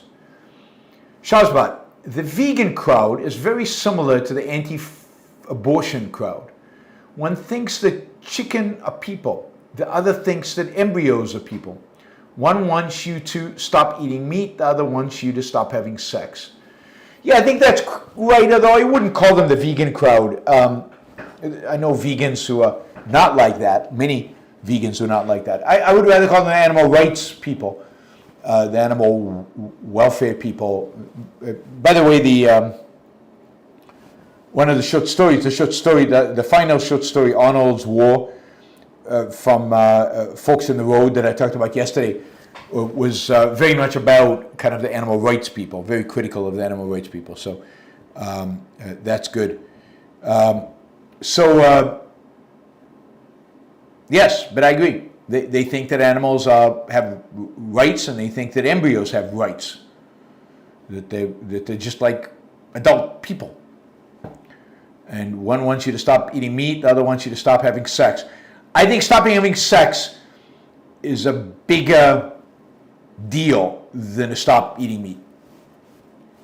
Sex more valuable than eating. Michael, maturity is more than just delayed gratification or taking the future into account. A sure sign of maturity is when a person can admit they have done something wrong and tell others about it before they discover it. I mean, sure, but that is, that's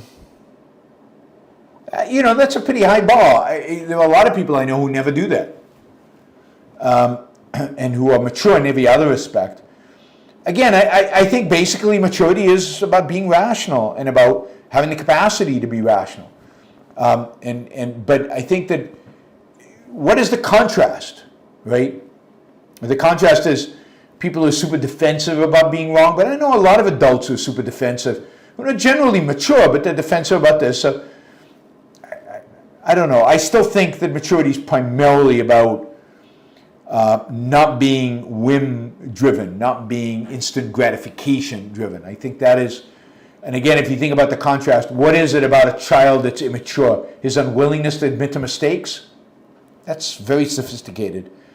It's his desire to have what he wants right now, without any question.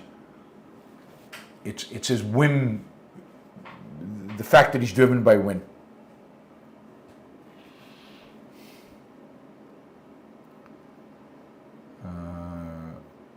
Okay. Shazbot, what if somebody told Trump that his chance of getting the Nobel Prize would dramatically increase if he eliminated all tariffs? I think that would place him in a real dilemma because of all the things that Trump does, of all of them. The thing he believes in the most is tariffs. He really has, it's as if his life depends on it. This is the one thing that he really, really, really loves So I don't know. Like immigration, he would give up ICE for a Nobel Prize, no question. He doesn't care that much. You can see that with the visas, right? Note that he's willing to allow 600,000 Chinese students to come to the United States in order to appease Xi. He's not willing to lower tariffs to appease Xi. So it's where priorities lie. You notice that the one country that's getting away without really paying high tariffs and everything is Russia. Isn't that interesting? It's gone under the radar that Russia is not part of this reciprocal tariff thing. We still buy stuff from Russia, even though there's sanctions. Hopper Campbell, Ayn Rand existed. Her ideas still do. While her movement is young, its success is inevitable. Her ideas are right, and they will correct the course given time. Will we see capitalism in our lifetime? No, but it will happen. Yeah, I mean, I agree with all of that. I think that's right. It will happen. I don't think it's inevitable. I don't like to use terms like that because as long as people have free will, nothing is really inevitable. But yeah, I think it will happen. Will it happen in my lifetime? No, but it will happen. Truth wins out in the end. Mike is looking at how many hours a person must work to afford an item a better way at looking at prices today compared to prices in the past. Yes, absolutely. I want to do a show on that, but absolutely. The time price, instead of a dollar price, put a time price on things. How many hours does it take you to work, an average person to work, in order to gain stuff? And if you look at it that way, then our standard of living, and that captures standard of living, that captures quality of life, because it captures how much hours you work. It's not going to capture inflation, because inflation is a monetary phenomenon. We've taken money out of the equation, and what you'll see is, in terms of hours, almost everything has gone down in price. It costs less of your time, and therefore your standard of living, quality of life has gone up. And it is a much better measure than measures that have money involved, because the money is, how do we measure how do we measure the inflation? How do we measure what is money? How do we measure the quantity of money? All of those things go away when you just look at time. How much time does it take me to work in order to afford a 3-star Michelin restaurant? Less today than 30 years ago. 30 years ago, it would have taken me because I earned a lot less, it would have taken me many, many, many hours to earn enough to go and eat at the 3-star Michelin restaurant. Today, not that much. And you can look at product after product after product. So you measure the value of the product in terms of how many hours you have to work to attain it, given its price and given how much you earn. And what you'll see there is that you're making a lot more money today. And you're making a lot more money relative to the cost of goods. And that's reflected in the fact that you have to work less and less and less for the goods that you're consuming. Even housing. Now, housing, maybe not. Housing, maybe you have to work more today in order to consume, because your wages have not kept up with the price of housing. But that's the exception. And if your income has gone up a lot, then probably housing as well. I mean, most of us live in much bigger houses today than we did 30 years ago. I certainly do. Much, much bigger house, much, much nicer house, much, much, much, much, much, much, much, much more expensive house. And that's a reflection of the fact that my income has grown much, much, much, much higher. Do you see? So you measure the house. The house costs $1 million. How many hours do I have to work to make $1 million? How many hours did I have to work 20 years ago to make enough money to buy the same house, whatever the price was 20 years ago? And you compare those. So yes, I'll do a show on that, and I'll bring some examples. Shazbot, fear is the mind killer. Lady Jessica in Dune Part 1. Shazbot has all these great lines out of movies. I am very jealous. Yeah, I mean, it's a great line, and it's absolutely true. Fear is a mind killer. It destroys your capacity really to think. It doesn't destroy it, but for a lot of people, it makes it very difficult for them to think. And they choose not to. They choose to evade instead. Or to be motivated by, to be driven by the emotion. Wes, thank you for the sticker that got us over the target. I really, really appreciate that. Andrew, back to the issue of maturity. How do you explain the phenomena of the degree of immaturity of the Trump administration? The lying, careless mistakes, bootlicking, panaceas, push-ups, pull-ups, could go on. I mean, they are driven by whim. They're not long-term rational thinkers. There's no rationality, there's no strategy, there's no long-term thinking. They act like children. I've often talked about the fact that they are driven by, and I think it's basically because Trump is a child, mentally. He is not mature. He is a whim worshiper. He has low self-esteem, which, you know, is consistent with kind of Michael's definition of lack of maturity, in that he will never admit a mistake and he will always go and attack when he feels insulted. They're just, you know, a lot of them are just there to appease Trump. And some of them have real bigger goals, like J.D. Vance, of really bringing America into a new age of authoritarianism, a new age of Christian nationalism, however you want to define it. And Trump is a vehicle, and they will say and do anything in order for Trump to keep them on track to achieve their ultimate goal, which is this, you know, authoritarian future. I mean, it's hard to explain the irrational.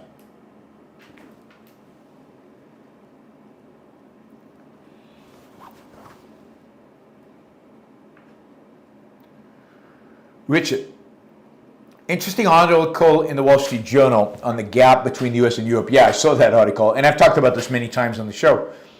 With a read, AC only owned by 1/5 to 1/3 of Europeans compared to 85% of Americans. And salary of UK specialist doctors is less than a US welder. Yes. Yeah, I mean, it's again, I've talked about this many times, and I've given you concrete examples. The United States, particularly over the last 20 years, or particularly since the financial crisis, has become significantly richer than Europe. And Europe is held back by, to a large extent, regulations, but many of those environmental regulations. That's what keeps down air conditioning, and of course by socialized medicine is what keeps down doctors' pay. But yeah, Europe is in trouble. It has to find a way to let go and to shrug off all these kind of innovation, entrepreneurship killing regulations, and all these regulations that dramatically increase the cost of energy, that reduce the incentive to have air conditioning. Andrew, I also think there's a kind of a sense in which Europeans have that they're suffering for the cause. This is a good sacrifice. This is their secular altruism speaking, by not having air conditioning. Andrew, Rand diagnosed most people as having a fear of independence. I think that's right. Whatever one feels about being independent, one's metaphysical independence is a biological fact. Why would one form a fear to acknowledge that fact of nature? Because that fact bears with it a significant responsibility. That is, it's up to you. You have to face reality. You have to think for yourself. You have to deal with all the problems. There's nobody else. There's just you. And people are afraid of that. People are afraid of confronting that. People are afraid of dealing with that. People don't know what to do with it. So the fact that we're metaphysically independent requires action, requires thinking, requires reason, requires rationality, but that requires effort and responsibility and confidence and self-esteem. And people don't have those. And they know they don't have it. And they fear their inability to deal with it. And they haven't been trained, they haven't been educated, they haven't been shown the way. Our educational system should, in many respects, give people the confidence that they can deal with it independently, that they have an independent mind that is capable of dealing with the world, and therefore their metaphysical independence is something to be celebrated, not to be feared. But our educational system evades all that, and therefore abrogates its responsibility to all these people. Adam asks, are drones making armored fighting vehicles obsolete? I mean, they are for now, but I'm not sure that'll hold. That is, I wouldn't be surprised if Israel and the United States and other countries are working on all kinds of technologies that will cripple drones, incapacitate them, and allow for ground vehicles to move about. They might have different ways to mask their presence from the drone. So, I mean, it's a technological battle, but it's not clear to me the drones have won. That is, they're winning right now, but it's not clear to me that they will win in the end. At the end of the day, war is about occupying territory. You can't win it from the air alone. I mean, we will have in our future drone tanks. There's no reason why tanks cannot be drones. There's no reason why a tank needs to have human beings inside of it. And it can be remote control operated. It can have all the benefits. And imagine you can have a minesweeper moving ahead of a drone tank, and you won't mind sending a tank into enemy lines because, you know, if it gets hit, if it gets destroyed, at least people won't die. But yeah, I mean, we are heading towards a world of robots fighting our wars for us. Whether those robots are going to be in the air or on the ground, both, and air dominance will count for a lot, but we'll be equipping soldiers and robots on the ground with anti-drone technologies. Shoot them down, to obstruct them. So, yeah, Ian mentions that they, you know, when anti-tank missiles were first introduced in the 1970s, really, and there was a real sense that, yeah, that was the end of tanks, armored personnel carriers, because these missiles could be carried up on the shoulder of a soldier, and could take out a tank or armored vehicle from distance. And yet, there were technological solutions for that. There'll be technological solutions for drones. But it's an ongoing battle, an ongoing technological battle. Dave just came in with a $50 super chat. Thank you, Dave. Really appreciate it. And that's after Dave did all those $10 ones to get us to the goal. Would you agree that to learn, an individual has to revise a previously held belief, accept being wrong is a path to learning, and or accept being ignorant about some topic, information, honesty, learn from a position of ignorance? Okay, so what you're saying is, one way or the other, what's required in order to learn is honesty. Either the acknowledgement that one was wrong, and now there's new information and you have to revise your views, or the acknowledgement that one was ignorant, that is, I didn't know this before. I mean, I think that's true, but it's also true that I don't know if you'd call it ignorance. So, for example, when a child learns 1 + 1 = 2, he's not acknowledging his ignorance. It's not like he thinks, oh, I didn't know that. Now I know it. I can only know it if I acknowledge that I didn't know it before. So I certainly think honesty is key, but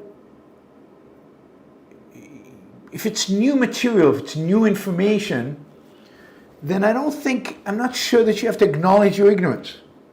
I mean, it's an interesting question. You have to think it through. So if somebody presents me with something completely new, I never knew about, I don't think it requires any big act of honesty to say, yeah, I didn't know it, now I know it. Or now I've got information that leads me towards knowledge. But look, there's no question that honesty is key to learning, because you've got to be constantly open to good ideas and better ideas and new ideas. Otherwise, you stop learning. Yeah. So honesty is crucial, but not to everything. But it is certainly crucial to revising one's knowledge. All right. Let's see. I've still got a lot of questions. That doodle bunny. It's what's the time here? 11 o'clock in Firenze, in Florence. I'm sympathizing with all the Europeans who have to stay up late to listen to Yaron Brook Show live. I have to deliver the Yaron Brook Show live late at night. All right, the doodle bunny. The problem I have with waiting until 70 to collect Social Security is if I die before then, I can't leave it to anyone. It's an evil system. 40 years of paying into a Ponzi scheme for nothing. Yeah, it's an evil system. That's right. I'm not worried about dying. If I die, I die. I mean, I don't worry about dying. And I don't expect to die before the age of 70, so I have no problem waiting until the age of 70 to collect.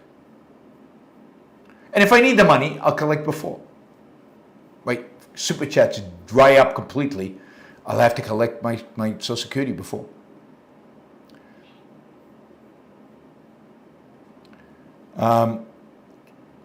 James, the optimist in me thinks we survived Trump's first term, we'll survive the second. He's a celebrity cult of personality. His 15 minutes are almost up, and things will go back to normal. I don't think that's going to happen. I don't think that's going to happen. I think, as I warned you, his second term is very different. It's very different. It's much more focused. It's much more geared towards authoritarianism.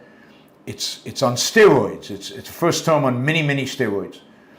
And this time he has a VP who is authoritarian. It's not Mike Pence, who was religious, and I opposed him and didn't like him, but it was basically a traditional conservative. Now he has a Christian conservative. He has a nationalist conservative, conservative nationalist, however you want to call them. So yeah, I think this is much worse. And I don't think there's going back from a lot of what Trump is doing. Even if the Democrats win, they'll take advantage of all the things, all the precedents he's created. There's no going back to normal. There is no normal. The Republican Party will never be the Republican Party of Ronald Reagan. It will never be that. Maybe there'll be a third party one day that'll capture that spirit. But that's gone. That is, it's not there. The people who are normal in the Republican Party, unprincipled, don't care about anything, they're not passionate, they're not fighters. The people who are fighters are MAGA, the Christian conservatives, the national conservatives. They're the fighters, they're the intellectuals now. They're the ones that'll set the agenda. We are very much on the road to authoritarianism in this country.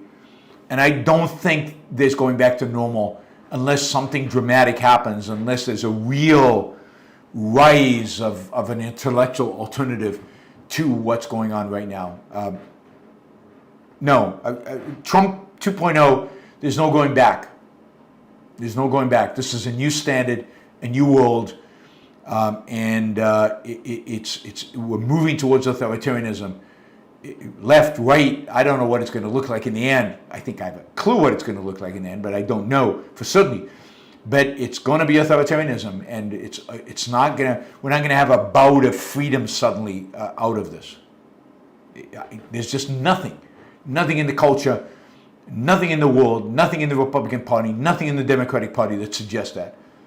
And again, Trump is, by orders of magnitude, worse on the second time than he was on the first time. And I told you he would be, given the people he surrounded himself. And he learned. He learned from the first time. He learned what not to do and what kind of people to surround himself with. Liam, is it really fair to say that the smart people are in blue cities? Is it because of current democratic policies or relics of past times? Well, the reality is that, I don't know, I think this is true, that most engineers, most people in finance, most people in profession, most professionals are Democrats. Now, why is that? I mean, I think it's because Republicans have failed those people, have alienated those people by the Republicans being so stupid, religious, anti-evolution, anti-science post-COVID, that if you're smart and if you know something about the world, then you can't support the Republicans. And many of them are reluctant Democrats. Now, some are committed Democrats. They're the ones who bought into the whole guilt thing and the whole leftist agenda of guilt and intersectionality at some level or another. But I don't think that's the dominant number of them. I think most of them are just alienated by the Republican Party. They can't conceive of voting Republican. And it's only getting worse because, a smart person is somebody who has to deal with abstract concepts and can deal with them well. That's a smart person. So you have to be smart to be a doctor. You have to be smart to be an engineer. You have to be smart to be a scientist. I mean, a decent one, right? You have to be smart to do finance. It's an issue of a level of abstraction. You don't have to be particularly smart to be a plumber.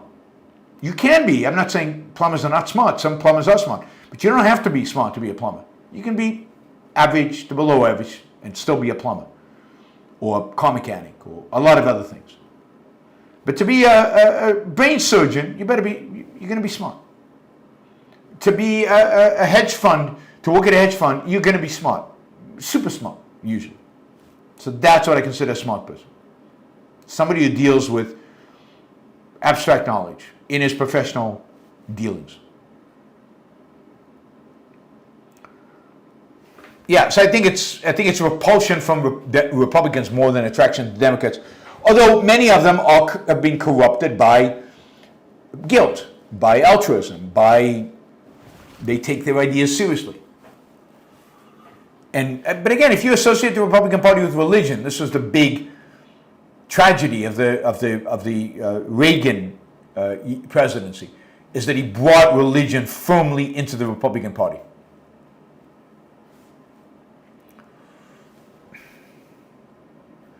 Please do a show on Patrick Ben-David's Jubilee debate with 20 anti-capitalist kooks. Also, can Trump really force buildings to be done in Greek Roman style? He can force government buildings to be done in Greek Roman style, yes, and he is.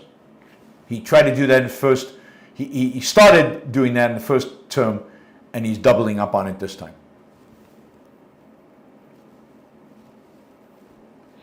We have dumb people with degrees, but you have to look at the kind of degree they have. You don't have a lot of dumb doctors. You don't have a lot of dumb finance people. You don't have a lot of dumb masters in finance. I bet you don't have any dumb people with a master's degree in finance. You don't have a lot of dumb engineers. You don't have a lot of dumb scientists. You just don't have it. You can have dumb English majors. You can have dumb, ethnic studies majors. This is why I didn't mention degrees. I mentioned particular fields that require abstract thinking.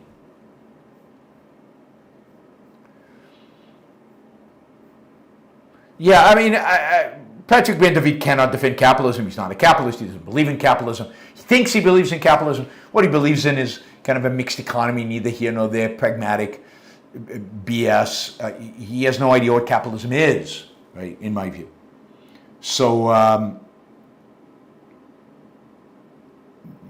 yes, I'm not surprised he didn't do a good job against the communists. And he doesn't really have the knowledge to deal with them because he doesn't know where they're coming from. He doesn't understand them. It's not what he studied. It's not what he knows. He's a sales guy. He's a sales guy. He's not a capitalist. I mean, he's not an intellectual defender of capitalism. He's not an intellectual. He's a sales guy. He's good at sales. That doodle bunny, does Jordan Peterson know while he is paying you tons of money to do these lectures, you are simultaneously making shows critical of him?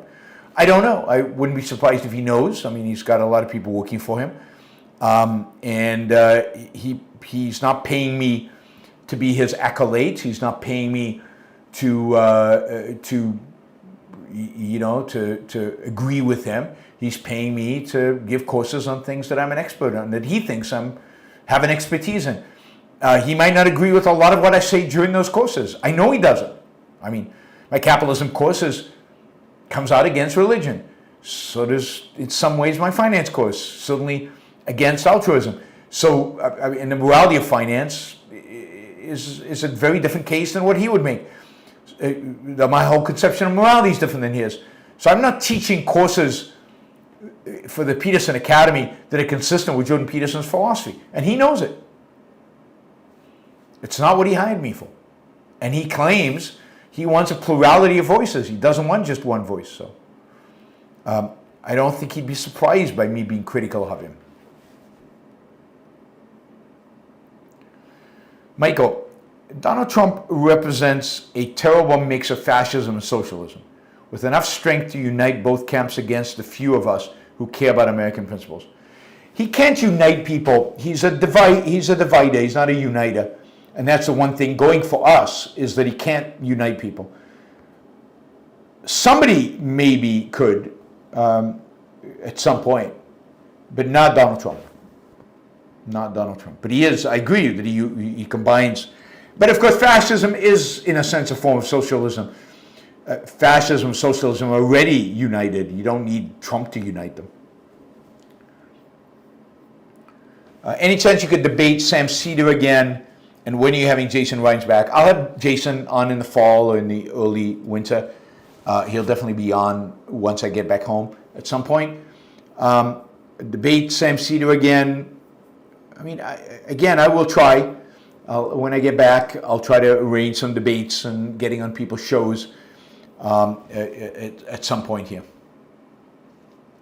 Michael, are both MAGA and the left pushing the via message, learn that you're a victim and deserve to be angry all the time? Is a victim mentality a sign of immaturity? I don't know if it's a sign of immaturity, but it's certainly, a victim mentality is everywhere in our culture. That is, it's both left and right. It's dominant. It's a sign of lack of self-esteem. It's a sign of looking for somebody else to blame for things that you're responsible for, not taking responsibility for yourself. All of that. It's a sign of lack of self-esteem and lack of personal responsibility. Crypto fanatic. If the state and economy are separated, do you think that would entail the abolition of bankruptcy laws? And what would the consequence of abolishing those laws? No, I don't think it would entail abolishing bankruptcy laws. You still have to have a procedure, a process that governs the disposition of assets under bankruptcy. And that is not all contractual. It cannot be all contracted in advance. There has to be a system of law to govern that. What happens when, so whether the bankruptcy law will look like it does today, I don't know, although I think the U.S. bankruptcy law is pretty good. But you need some mechanism by which you bring together all the different claim holders. You figure out who has more seniority than others. You figure out what assets and what liabilities actually exist. And you settle all that. And that is what bankruptcy law is. You need a process in front of a neutral party, a judge, you'd call it, to deal with all that. And I think that's what bankruptcy law is. So yes, I think there would be still bankruptcy law. Again, it might be different than what it is today, but there would be something. Roland says, since the minimum wage is working out so well, you might want to consider introducing a minimum super chat. Anyone that can't afford $20 or more doesn't get to pay you anything. Wonderful idea, huh? No, I don't like it. It will reduce my income. It's bad. No good. Not good. Not good. And it would reduce your participation. It would be bad for everybody. Lose-lose. No, we're against lose-lose. Ian, question for Soupy Cask, or maybe Soup Kasky. Anyway, do you consider Japan, Korea, Taiwan to be Western, or maybe semi-Western? I consider them to be Western, parts of Western civilization.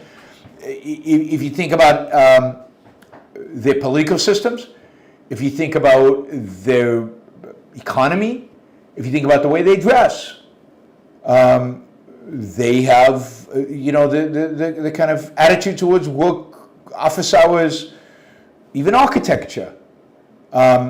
Maybe not all arts, maybe not everything they do, but yeah, I definitely think that I consider Japan, South Korea, and Taiwan part of Western civilization today. They've adopted Western values to such a degree that they're part of the Western civilization.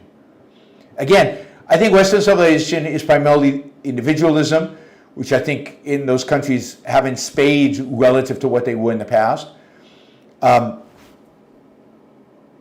Respect for reason, which I think, again, all these countries have a respect for science and thinking and engineering and entrepreneurship, and finally political liberty. And I think they have all three of those. And then if you look even beyond that to, again, the clothes they wear, the kind of family structure they have, a lot of their attitudes towards life, and again, the buildings they build, they're very Western. In some ways more Western than many Western countries.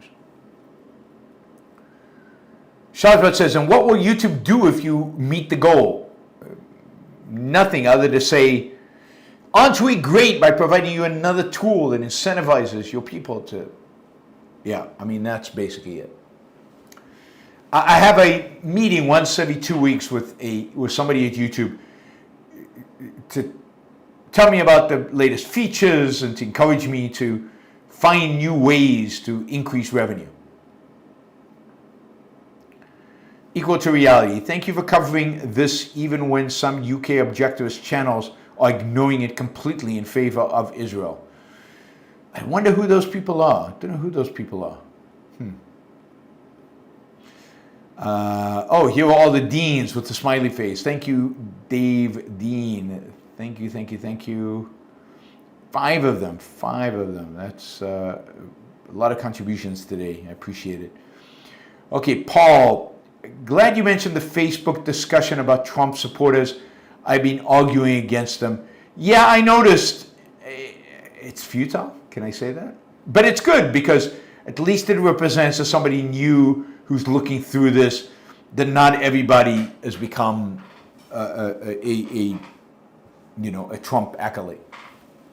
That is not objectivism necessarily. So you're representing the voice of reason on these chats, and I think that it's less to convince anybody on the chat and more to convince the innocent reader of the chat, somebody new to objectivism.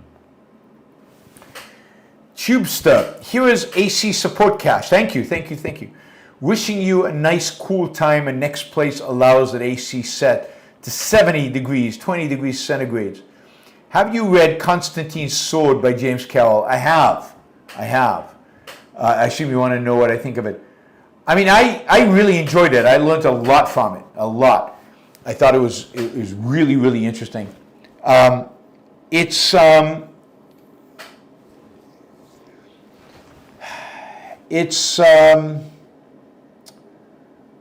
difficult book to read, partially because it intertwines his personal story with the historical story.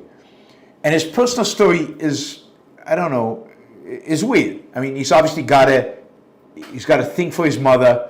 He's got a bit of an Oedipus complex. He's he's struggling with his Catholicism. He's struggling with the history. It's just a weird mixture of history. I wish it was just the history, and I'd enjoy it more. But still, there was so much new there, so much interesting there, that it was worth struggling through the more personal bits that were less interesting. Albert Camus' absurdism thoughts. Yeah, I'm not a fan of Albert Camus. Too pessimistic, too negative on humanity, too anti-reason. It's this whole existentialism. I'm not sure exactly about absurdism, what that means, refers to. But I'm not a big fan of Camus because of all that.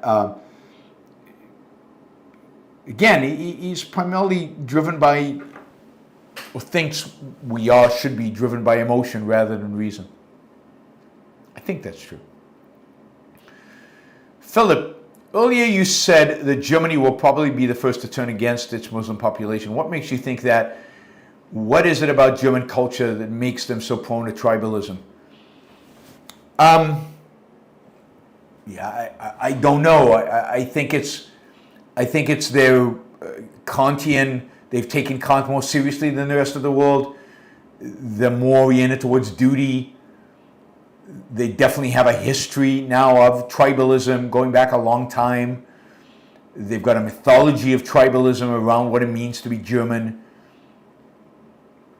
Yeah, I don't know enough about German culture to give, other than what Leonard Peikoff has written in Ominous Parallels, to give you a detailed analysis. But it strikes me that given the history, they're probably the place where it starts. But it's not necessarily. It could be the UK.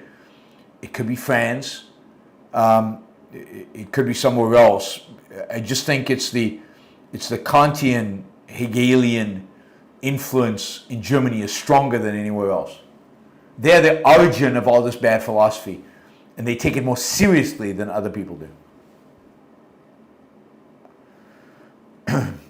Not that you have a goal going at the moment.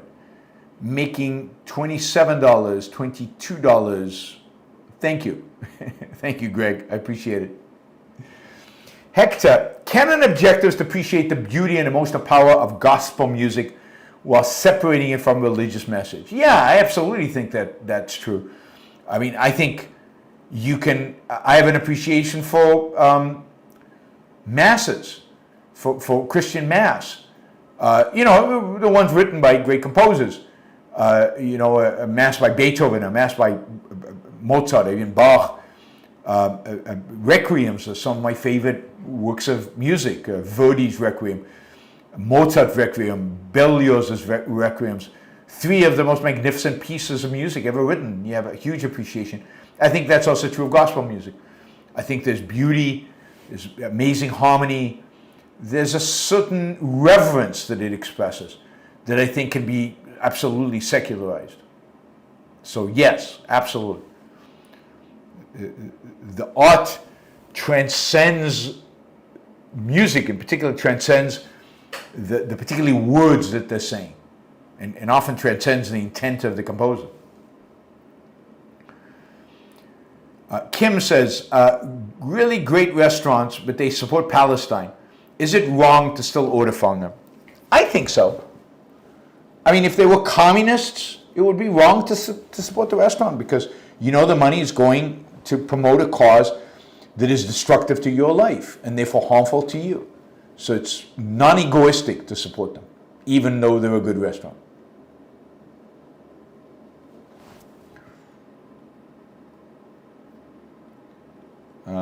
What was your army strategy with anti-tank weapons?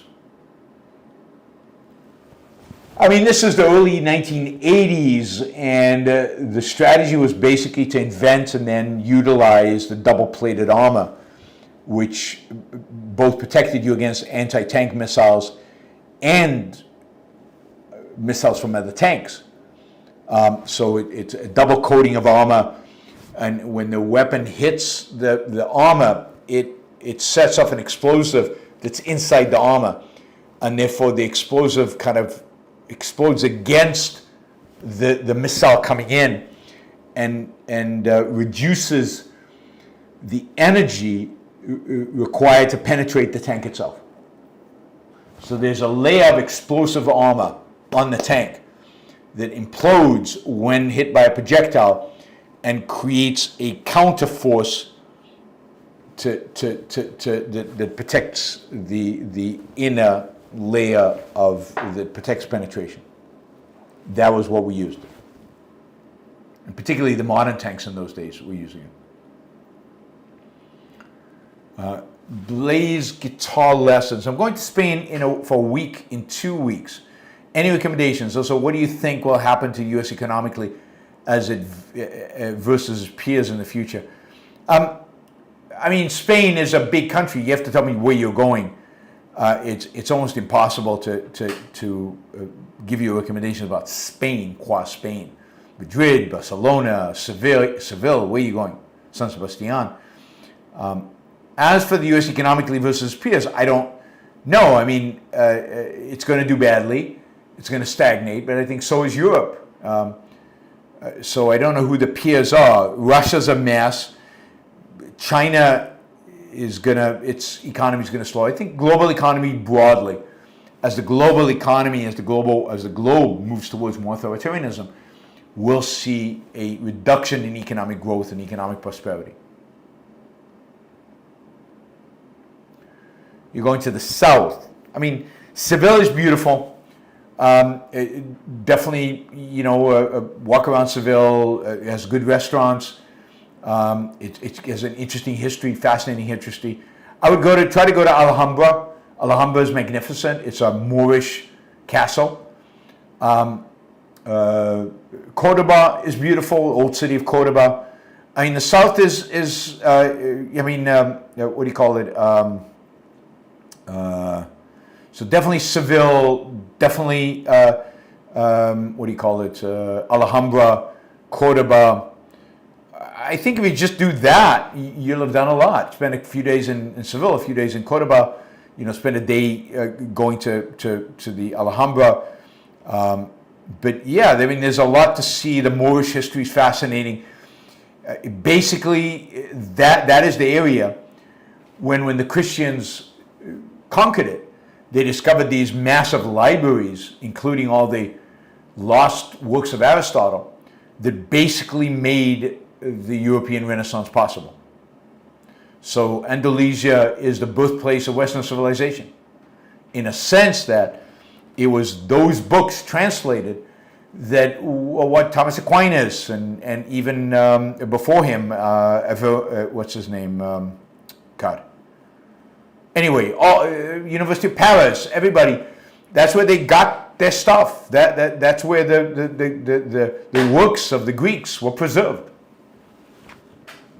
So it very much saved Western civilization. So it's really interesting.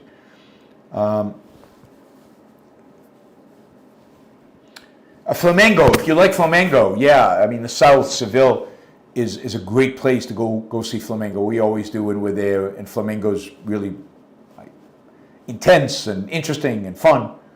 Not of Jerez, not of Vicenna. Those are from that culture. I'm talking about the University of Paris. I'm thinking of Abelard at the University of Paris. They read books that were being translated from the libraries of that part of Spain. So it's a great area in the history, an important area, a crucial area in the history of Western civilization.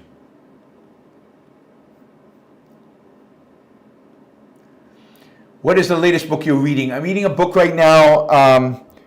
What's it called? It's about the Scottish Enlightenment, how the Scots created the modern world, or something like that. How the Scots created something. It's good. It's really interesting. It's not true. It exaggerates the world of the Scots, but it is interesting, and it's interesting about the Scottish Enlightenment. I've read a lot about the French Enlightenment.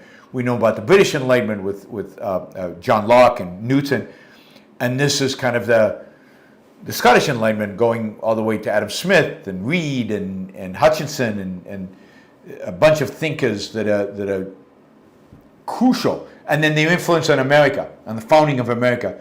It turns out Scottish intellectuals had a huge impact on the founding of America, which I didn't know, which is really interesting. Stephen asks, what do you think about really silly movies like Zoolander, Anchorman, Scary Movie, Don't Mess with the Zohan, and The Hangover? I hate them. I can't stand these movies. I can't stand it. I mean, there's certain silliness I don't mind, like the Marx Brothers.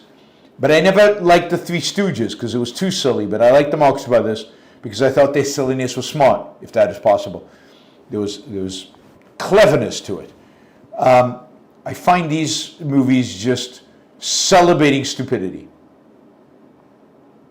It started with Dumb and Dumber, and it just got dumber and dumber since then. It's only gotten dumber than dumber and dumber. Dumb and Dumber, whatever, right? Anyway, yeah, I don't like any American comedies made in the last 20 years, 30 years, I don't know. Steven says, what do you say or do if you screw up at work? I imagine you can't really apologize. Oh, me. I have nobody to apologize to except you guys. So if I sometimes do apologize to you, I do a corrective. I say, yeah, I screwed up. I got sloppy. I wasn't accurate. Here's the accurate information. I do that. But yeah, I beat myself up. Right? Why did I do that? And I go and research and I try to make sure I don't do it again.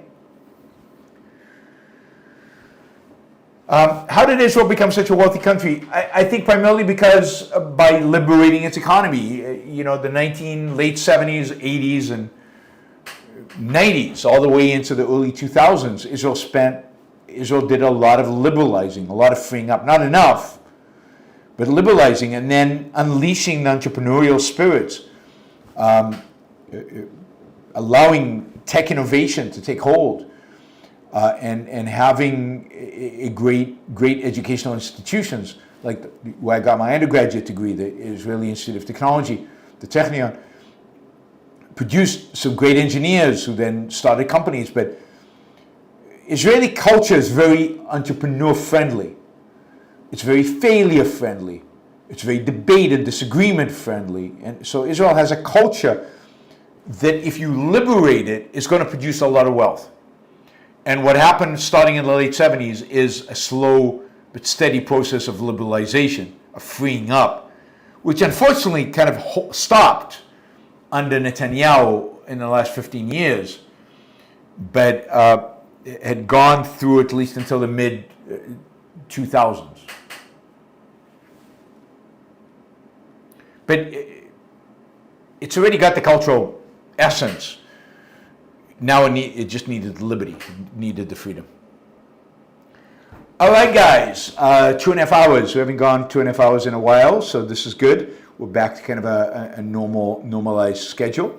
I will be back with you tomorrow at about the same time in the same office, same equipment, same setup. This is working great, so Wi-Fi here is unbelievably stable. This is good, very fast. Hopefully that'll stay that way. And what else? Yeah, thanks to all the super chatters. You guys were great. I know there were a lot of people who did stickers. Oh, Hector says, I'm a foodie. What is the dish that represents Israel? Oh, God.